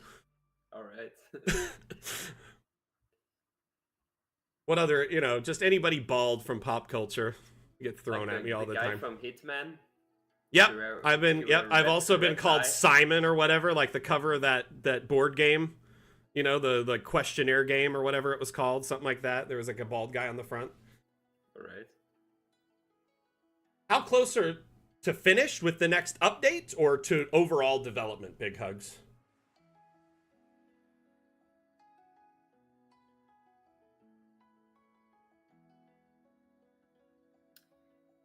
Oh, yeah, right? My shampoo budget has to be a fraction of what Quentin's is, and I'm blessed for that. The thing is, it's a full remote company, so people don't have to see you on a daily basis. So maybe a bit TMI, but you don't have to shower to go to work. So when you work from home, it's all right. Yeah. You only really have to bathe when you start smelling yourself. Right. Just kidding. I wish I was kidding. Highland Lass says, I think just sending much appreciation and love to the amazing team, including yourself, Mac. Always such a lovely, kind, and generous team and community. Big hug. You know what, Highland Lass, thank you so much for that love. I appreciate it. And honestly, we appreciate you. All the work and share, the maps you share, the passion you have for Dungeon Alchemist. In fact, that goes for everyone here. You know, those that support these community initiatives, being in the streams week after week. Those that, are interested in the roadmap and watching for all the teasers. Those that come in and actively support chat or get support or anything. I appreciate you all, whether you're sharing maps on the workshop, supporting other community members, or just being part of this amazing community. I feel like we do have one of the best communities in the world, and I could say that very, very confidently. I've been a part of other communities as a content creator, a streamer, and many of them are toxic out there. We have a good family to be a part of here. Now, moving on, Big Hugs asks, how close to finished are you guys? And he says in total. I will say this, Dungeon Alchemist is definitely past the halfway point. But what is left is some of the most arduous and intense development left. Almost every bit of development leading to this point was essentially laying down foundational steps that cater to the further development of future aspects of Dungeon Alchemist. So our last development, Magic, helped set the stage for Fun with Objects. Fun with Objects set the stage for future updates, etc. As we have 5 updates left, and that was from 13 total stretch goals, okay?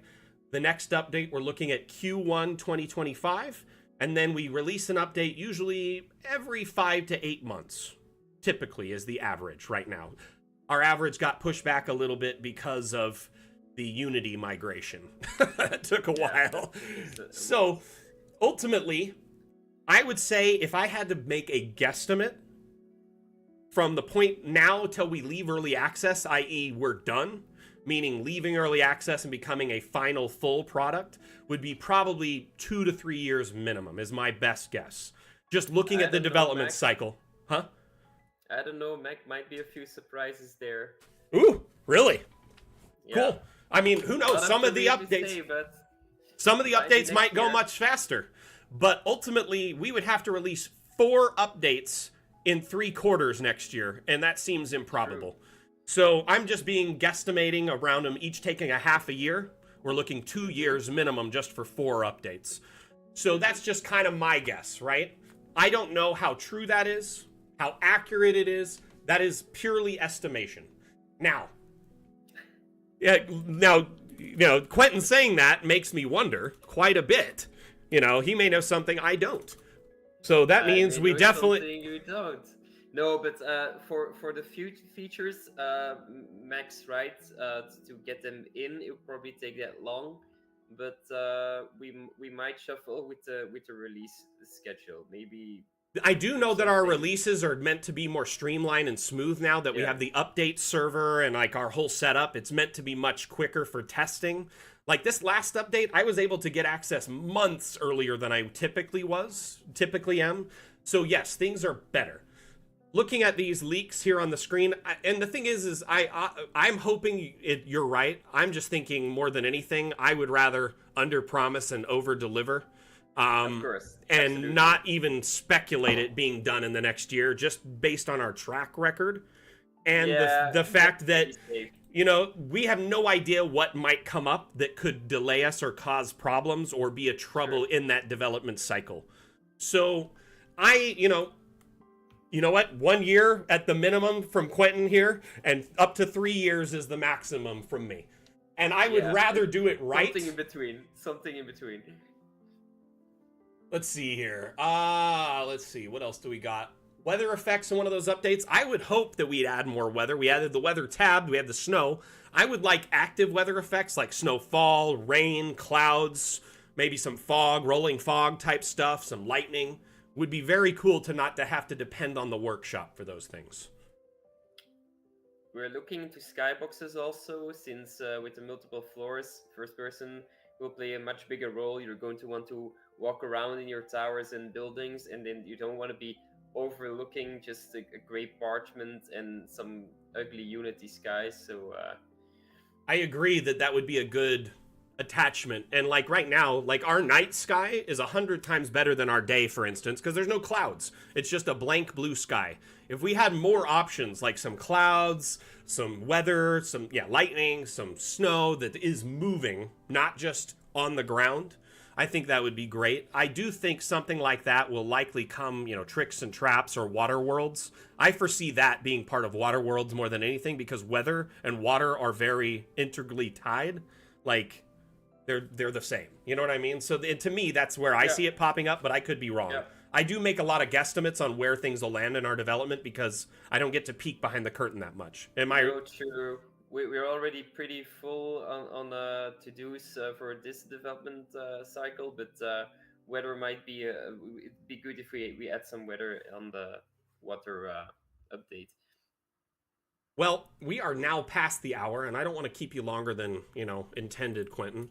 I do appreciate you so much for being here. Can we get like some love, some thank you, some round of applause? Just everyone, let's give Quentin a thank you, pat on the back, and just so much appreciation from myself and the community for sharing your time, your expertise, your insight, and possibly leaks. I'm gonna talk to Carl about that. I'm gonna say, hey, wait, are we 1 year out right now? Because I am confused by that. That is amazing if that's the truth. I'm for it. I'm all for it. But I think that's optimistic at best. Yes. And up to the brass. It's I won't be deciding any. I don't have any insight in what features you're releasing. I literally brought out the big leaks because of you, Quentin. I only do that when there's a leak on stream. So thank you so much for the leak. It was, okay. It was pretty secretive. I didn't spill anything. Uh-oh. It's okay. No, you're not in trouble. Don't worry. I hope I could answer some stuff. I know sometimes... You answered quite a bit, actually. Thank you so much. And you also took notes on, suggestions and feedback, things that may be implemented in your, your future development. So that's why I like to come on stream. It's also really handy for me to just... sometimes just other people saying things I haven't thought of or actually... should have been there in the first place is really handy for me. Just a bit of common sense from someone else than me that's really great. I can really work with that, so it's interesting for me too. Well, again, Quentin, thank you for all you do. Appreciate you. It was absolutely a blast to have you. Quick round of applause for myself. Thank you so much. We're going to wrap up the stream today. The damn stream was an absolute success. A lot of people came through today.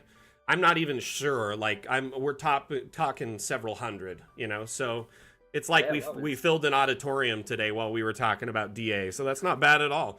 I appreciate you all. Thank you so much for being here. Really quickly, our next stream is Mapmaker Monday. That is Monday morning at 9 a.m. Pacific, 12 p.m. Eastern, and I believe 5 p.m. UTC. Mapmaker Monday, we're focusing on a massive, large cemetery, an ancient cemetery. I wrapped up most of the work around the chapel I put in there. There's a huge cathedral with a garden around it and a bell tower. We did all that. In fact, you know what? Let's not talk about it. Let's open it and take a look before we wrap up the stream. Damn repository, Mapmaker Monday, Ancient Cemetery.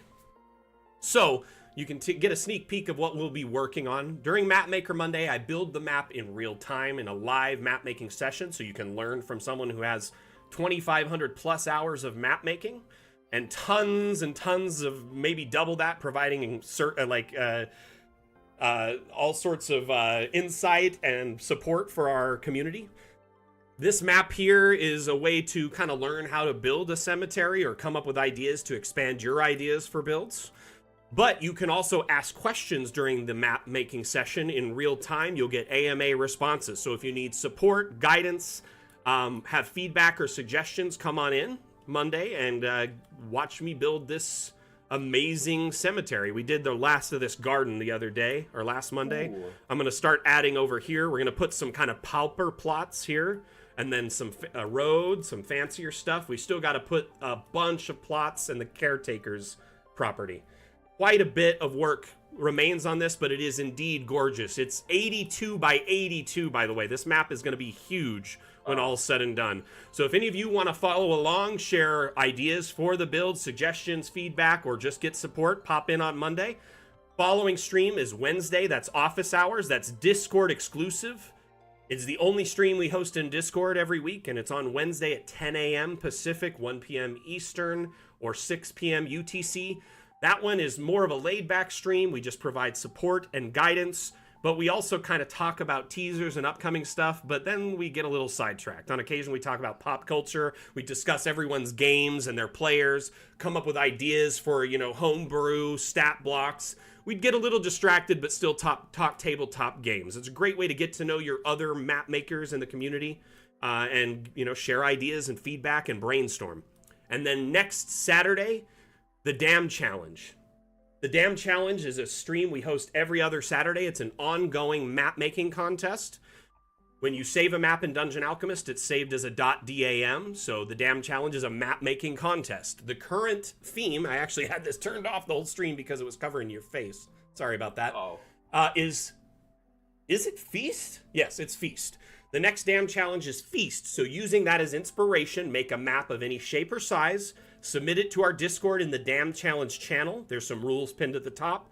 Make sure you follow those rules. It's 4 rules. Really easy to qualify. As long as your entry qualifies, you could win a $10 Hero Forge gift card if you're the winning entry. The winner also is the first map featured on the Dam stream. You get about 30 minutes of FaceTime with the community looking at your map and your work. And lastly, it's featured in our weekly newsletter, the Cartomancer Chronicles, just like this one is. This newsletter is a great resource, has news, tips and tricks, cool maps, assets, upcoming events, so you can kind of stay up to date without, maybe following all the social network stuff. Some people aren't into that. So, moving on. Thank you again, everyone, for being here. Quentin, you are amazing. I appreciate you so, so much. Dam fam, Dam Nation, thank you for being a part of it. Again, my name is Mac, the community manager for Dungeon Alchemist. And this is Quentin Van Ravels, one of our developers from the Dungeon Alchemist team. We'll see you next time we give a damn. Bye! We give a damn. Bye! We'll run a quick commercial and we're going to end it, all right? Perfect. Some nice... Yeah, it is. Oh, yeah, Oh, I know what you're talking about. Let's see here. You stand before the long, dark road to the fabled realm of Goyak Ta, and before... What do we see? I don't know, a goblin. I kill him! But before she does, I, Gilliam of Firth, demand to know the goblin's name.